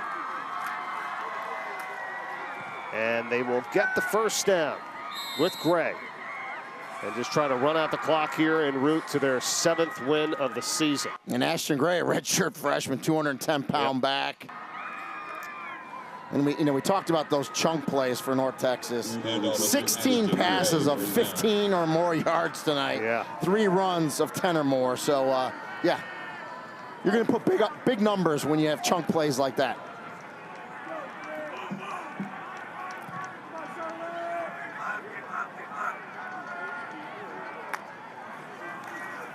Mestemaker, pass is caught, Evans, and here we go. Let's see what the updated numbers are as Evans and with a catch, and they know it. Yeah, they were getting him the record. There's no doubt about it. He did it. Drew Mestemaker with that pass and that catch by Evans is now going to be the record holder for most yardage in a game in North Texas history and in the American. Yep. Wow. 608. Congratulations to him. 608 passing yards, 37 of 49. As soon as he did that, they're like, get out of the game. 4 touchdowns and the 1 interception. He'll never forget this one. And he deserved it. He played so good tonight. I'm glad the coaching staff realized where he was, and Eric Moore said, we're going to get him the record. He deserved it. Heck of a performance. Tom Von Grote is in now, the quarterback for North Texas. That is the 2-minute what timeout. a historic night for him and the Mean Green. We'll come back and close it out after this.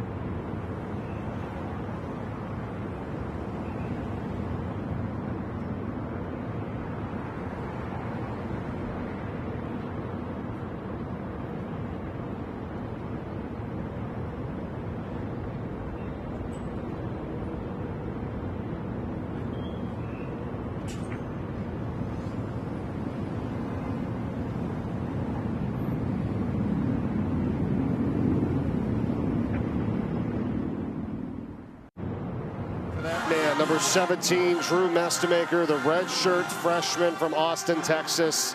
It is Mestemaker Nation, yeah. And he has burst onto the scene.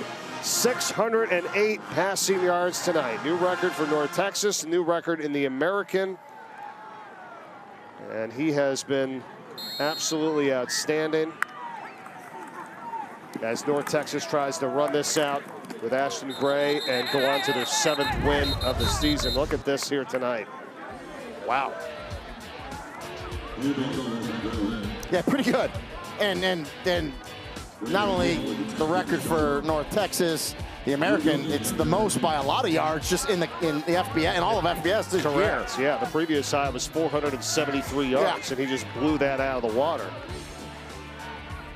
And, you know, listen, assess him for us, you know what I mean? Like, you've seen what he's done tonight. You know, I get Charlotte's been down, but they played really well tonight. So, I mean, I still think the performance, you know, was... Well, they got something to build on. Yeah. Charlotte does, for sure. But the way Mestemaker has played, look out. It's another touchdown run here for North Texas. And this time, Ashton Gray puts it in the end zone. Exclamation point for the Mean Green. The 4th time this season they've scored 50 or more points, and that ties a school record. Yeah, and there's a flag. Ashton Gray spiked the ball more so than they will allow, so he's going to get an unsportsmanlike conduct. Wow, and you don't need to see that either. Terrence Lewis just hobbling off the field, and the result of the play is a touchdown. In hand. After the play, unsportsmanlike conduct, offense, number 20. This is his first of the game. The 15-yard penalty will be enforced on the kickoff. Yeah, and they'll talk to him about that, right? Redshirt freshman, you don't need to do that. And it's his first touchdown, so I was a little excited. Probably excited about that, but yeah. That's for sure. Don't want to do it for sure, but you know, if you're Charlotte too, you got to play this thing out to the end because a young back like Ashton Gray, he's going to run hard.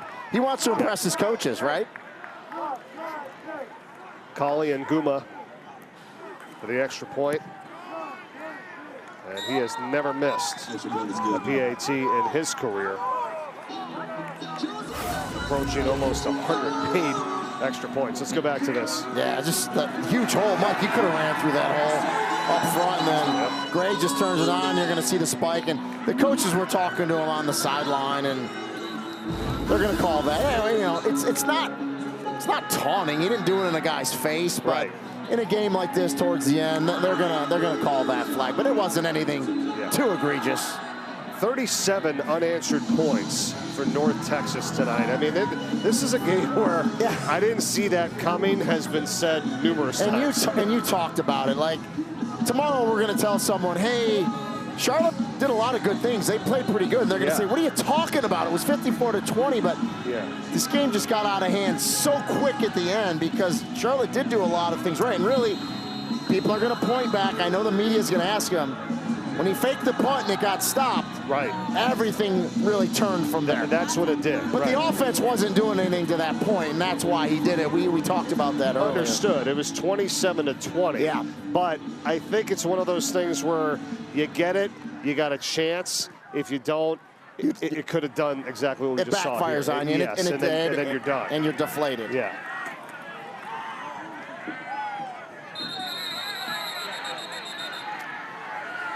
I guess that's just the one thing I think about from that point where it's like you wanted to try to stay in the game as long as you possibly could.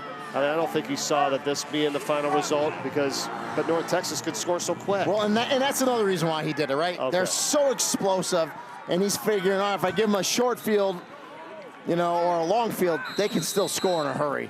Yeah, I mean, this game was tied at the half, and then Charlotte crazy. actually took the lead 20-17 with 8:17 left in the third quarter, and then it's been all North Texas, 37 unanswered.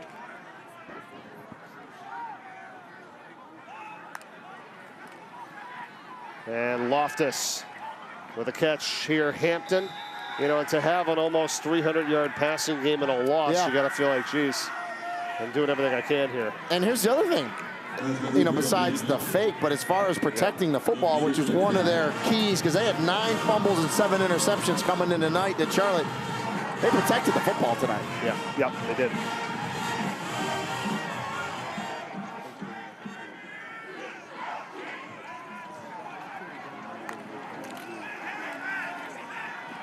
Handoff to Gainey. Breaks through a little bit here, and the time's going to wind down. And North Texas was trailing at one point, 17-7. Completely flipped the script, and that man, Drew Mestemaker, with a record night, 608 passing yards, new North Texas record, and also in the American as Coach Morris and Coach Albin shake hands. And the Mean Green goes to 7-1 with a 54-20 win here tonight. Yeah, a little sloppy early, you would say, for North Texas, but they got going, and they got going in a hurry in that second half. It's an explosive offense. If you watch this game, you know why they lead the nation in points in a game, and they bettered that average of 45. They just knocked it up a little bit, but yeah, just a tremendous effort, and they did what they needed to do. Win, keep pace in the American, because it's going to be a wild and fun ride here at this back end of the season in the American Conference.